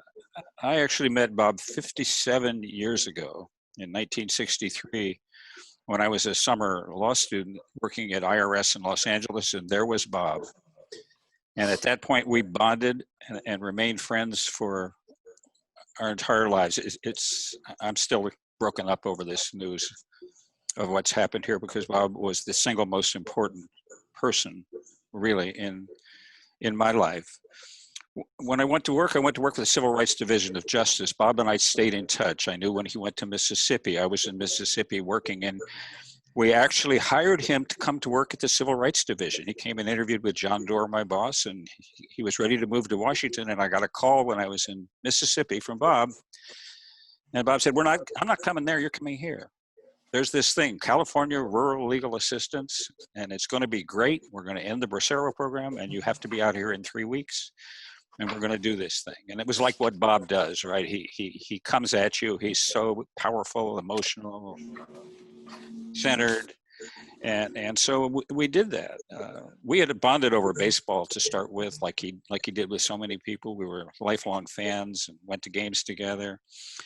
And we opened the Salinas office of CRLA together. And I guess I'm here today as kind of the spokesman for CRLA, which is where, not counting Stuyvesant High School, it really all began in civil rights and public service with Bob. And Bob laid the foundation there in Salinas for what he did thereafter. CRLA has been around now for over 50 years, and its legacy, how it was built, was around the incredible ideas and energy and innovations of Bob. I could tell stories forever, but one example is a group of farm workers were fired for joining Cesar Chavez's union. The whole county was organized to prevent unionization. And I had the clients, and I was going to sue the grower for firing them. And Bob said, no, we don't just sue the grower. We sue the entire valley. We sue the grower organizations. We put them in court. We take their depositions. A brilliant insight. We did that. They moved to dismiss. They lost. And we got lifetime jobs for reinstated farm workers, as well as injunction against the grower organizations in the county. You know, I could have sat there and thought about this for 150 years, and I would come up with the ideas that Bob came up with. And that continued with our actions to terminate the Bracero program, the creation of the public defender in Monterey County, immigration reforms. We early on, under Bob's leadership, were challenging the treatment of Chicanos by immigration officers. Bob and I then later worked together for Governor Brown. And we've worked together over the years. He's brought me pro bono cases when I was in a private law firm. And he knew how to form relationships, and he did it in the early days with the GIA Forum and the Filipino labor organizations, MAPA, and many others. So Bob has really taught us everything, and I think he's one of the most responsible people for what CRLA accomplished. I'll finish by saying I was fortunate to write a bit of a history to Josh and Matt. And in that, what I said was, as much as Bob did individually, the trail he blazed also taught others how to advocate effectively and in new ways. Bob's legacy will continue to expand in ever-widening circles through the work of these others. And for some time to come, it'll multiply without limit. And he did it all with the incredible sense of humor, the one-of-a-kind, engaging, and caring personality that everybody here has spoken about. His imagination and creativity are beyond anyone's belief that it could even exist in one individual. There's never been anyone like him, and I'm not sure there ever will be anyone else. Thank you. Thank you, Marty.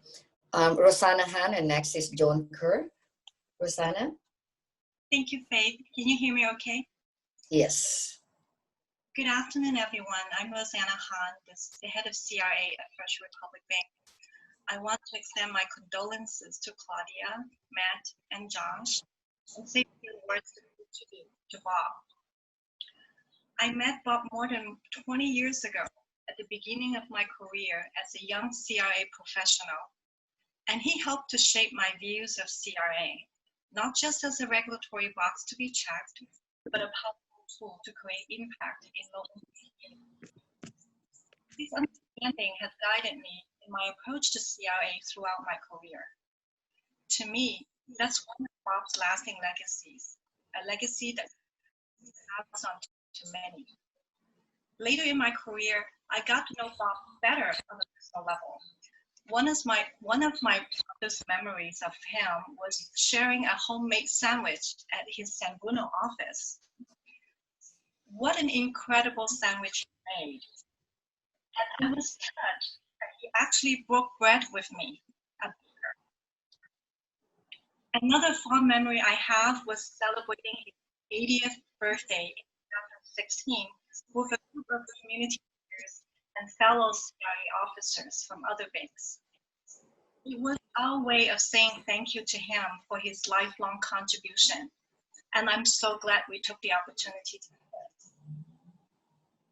Bob was unwavering in his dedication and commitment to underserved communities. He gave voice to the voiceless and was relentless in his effort to advocate. Bob's legacy will serve as a source of inspiration and strength to all of us. He'll be sorely missed. Well, I'm gonna miss him a lot in making that sandwiches, Rosanna. Nobody makes better sandwiches than Bob. Joan Kerr, and next is Marcia Griffin. Thank you, Faith. Greetings, everyone. I'm Joan Kerr, currently the Director of Supply Chain Responsibility at Pacific Gas and Electric. I met Bob back in 1983 when I was a student at Martin Luther King School of Law at UC Davis. Our dean had recently told us, most of you have come here wanting to do good. Most of you will leave here wanting to do well. So one night, Bob came to talk to those of us who were interested in social justice, and he told us, you can do good and do well. Little did I realize that I would soon be working with him in relationship to the CPUC and General Order 156 in advocating for opportunities for diverse suppliers with the California utilities.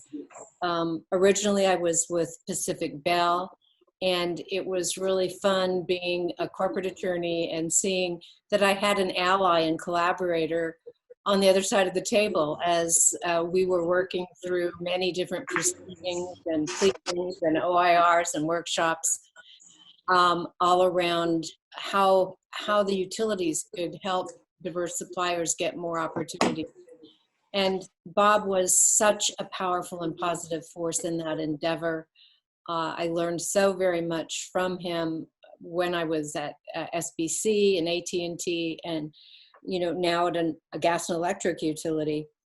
I just want to thank everyone on this call who's spoken so well about Bob, and my little angle on this is just such a tiny part of what he did in his lifetime, but it was a powerful thing to see his efforts result in billions and billions of dollars of spend with minorities and women and disabled veterans and LGBT firms. So thank you to all of you, his collaborators in kind, and may we all be inspired to continue his work.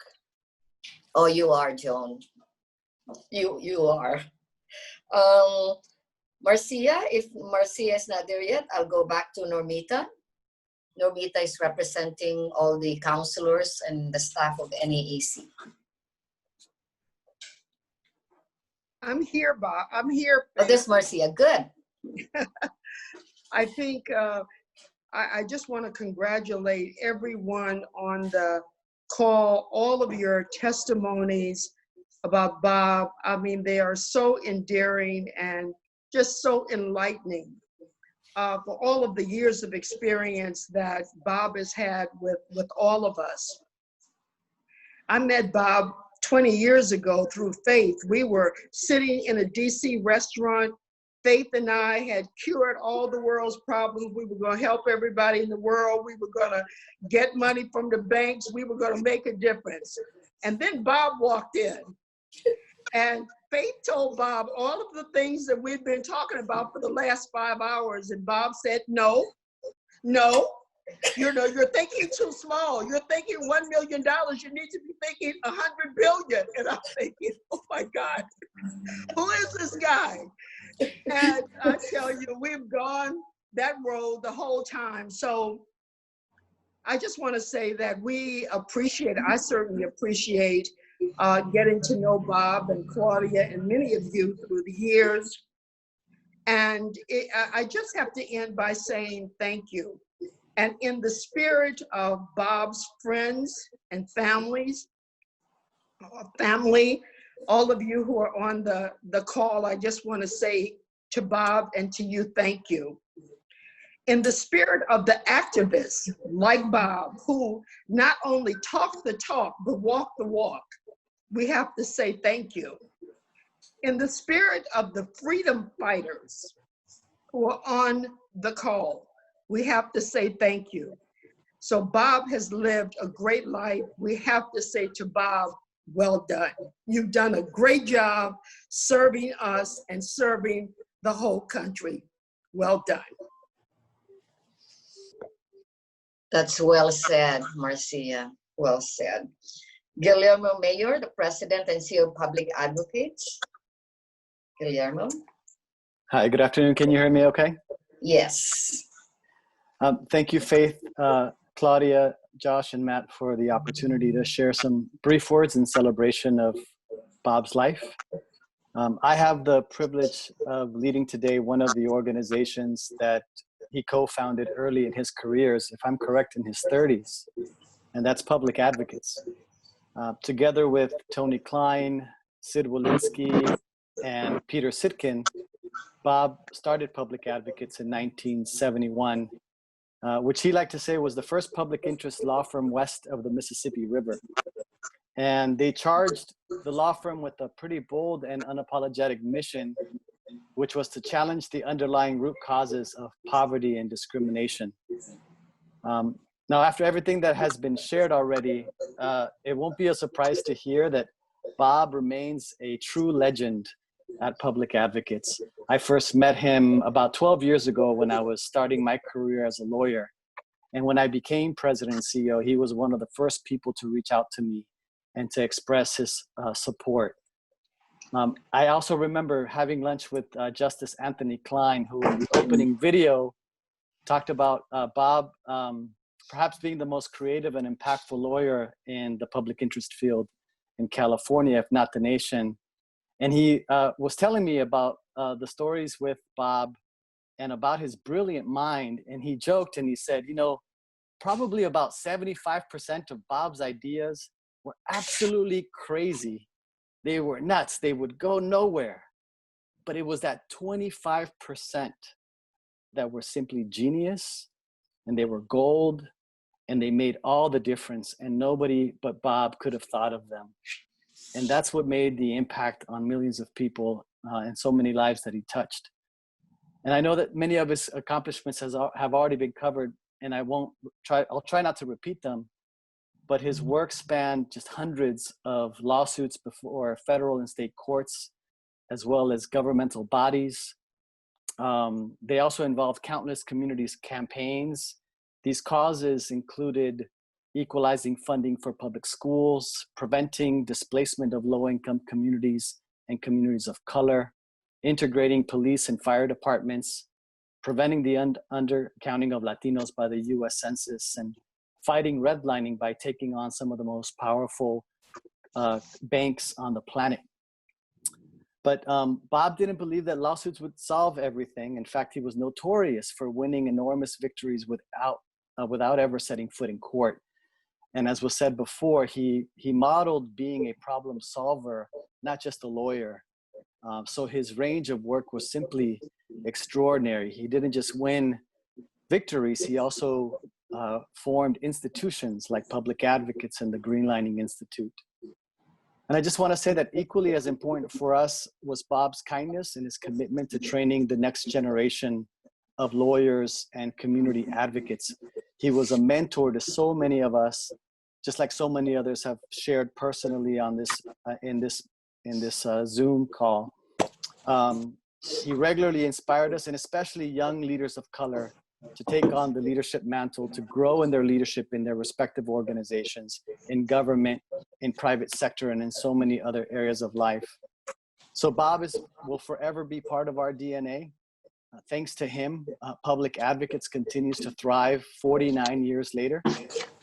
Next year, when we celebrate our 50th anniversary, we plan to highlight many more of Bob's accomplishments, and we sincerely hope that all of you can join us.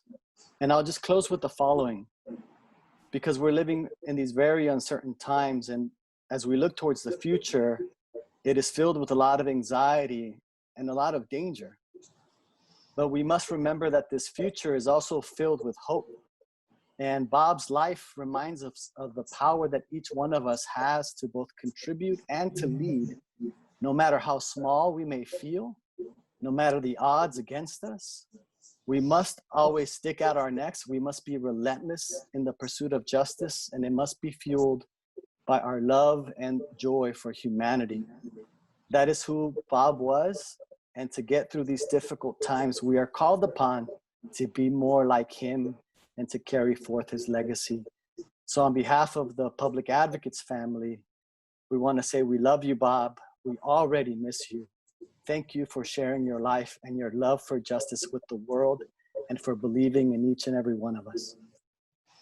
Thank you, Guillermo. That's beautiful. I'm going to call in now Debbie Gorman, the new president of Green Lining Institute. Thank you, Faith. And I am, as Faith mentioned, the new president and CEO of Green Lining Institute, which was an organization founded by Bob and John Gamboa. Green Lining is a research and action institute, and we are centered on racial and economic equity. And as Hortensia, who spoke earlier, always reminds me, I am the first woman and woman of color to lead the Green Lining Institute. And I hold that position with distinction and honor in my heart, knowing that I must carry forward Bob and John's work. I know who I am, and I know whose I am. I am that generation that Bob was committed to build. Bob built Green Lining, so this generation and the generations to come to take care of our communities. We should take I should take up the torch, carry it forward, and then hand it on to the next generation through Green Lining. Dear Claudia, Josh, and Matt, I hope you will see us as your family too. We are the family of community that Bob so carefully built with his own tireless efforts. So thank you for sharing Bob with us. We are sorry for your loss. It won't be easy, but you are not alone. All the wonderful speakers before me who shared their stories and paid their respects are a testament to the kind of man Bob was, a good man. Bob still lives on in Green Lining. He brought together, see so many communities and grassroots efforts and advocates. Today, Green Lining is a multi-ethnic, multiracial institute that does community coalition and partnership just as he envisioned. Bob's early exposure to Jackie Robinson while Mr. Robinson was playing baseball with the Brooklyn Dodgers shaped those stories that were shared, that I always included this interjection of baseball statistics into the legal arguments or social justice issues. And to this day, Green Lining's work is grounded, if you get to play there, in data and research, our version of baseball statistics in the work we do. And as a former student athlete, I played basketball in college. Sports has always been transformative in our society. And Bob was constantly mentoring young people of color, resulting in numerous and powerful community leaders. And today, Green Lining is so very proud of the Leadership Academy that he founded and has left behind, that provides an annual fellowship program where we can continue to build those young leaders that everybody's speaking about, that they know the racial justice and the economic equity that Bob so taught all of us to do. And finally, Bob's steadfast commitment to social justice and empowerment is the legacy he lives with Green Lining, and we really seek to fulfill Bob's dream to continue that. And Greenlining did a documentary 11 years ago to document our history, and those words still hold true today that finished that documentary. And in honoring Bob, his extraordinary work in the field of social justice over the course of the last 60 years has truly inspired us all. Thank you, Bob, for all your amazing achievements over the years. And lastly, thank you for the gift of Greenlining. We are eternally grateful to our fearless leader. Please be blessed, highly favored, and deeply loved. Thank you, Debbie, for acknowledging Bob Gnaizda. We really appreciate that. So to end the celebration of life for Bob, I just want to tell you what I learned from Bob. These are the advices that Bob gave me. Don't get stressed by other people, stress them out. Don't get even, get more. Don't fight with the police, wait till I speak to him. By the way, never got in trouble with any police, nor have gotten a speeding ticket. After you break up with your boyfriend, wait for 6 months before you go on a date. I think that's too long. No one is better than you. We are all the same. Being a minority and a woman, I will not be treated the same as others. And he's still right about that. Go outside the box. And for those that can go outside the box, make your own little box. Don't be late on any meetings. That's hard to change for Filipino time like me. Build your relationships with good people only. Don't waste your time with people that will not make you better. Don't be a mediocre. Be the best. Travel the world. Exercise. Always, always serve the poor people. Most of all, any of the idiosyncrasies that I have are my assets. Being short woman, Filipina, didn't go to Ivy League are the best thing that ever happened to me. This is why I am. This is why I am who I am. And will do more that my Bob Gnaizda is gone. Bob died at his own terms. When he was ready, he told the Lord, take me, I'm done.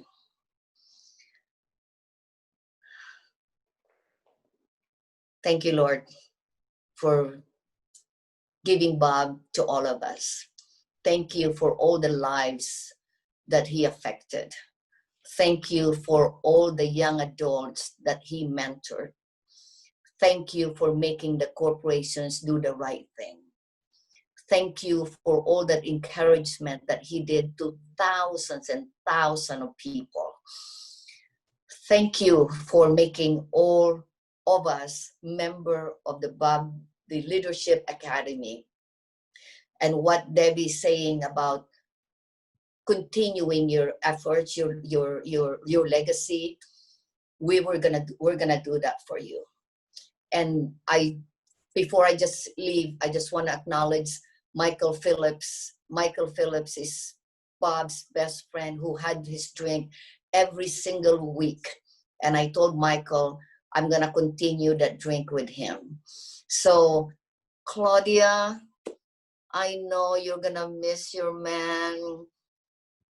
You're not gonna have anybody to cook for anymore. Matt and Josh, you guys are just doing so well. Thank you for being loving to your father. I cannot tell you how much he loves both of you. And to all the board of directors, the staff, thank you very much and good night, and pray for Bob that he's enjoying his life right now. Goodbye.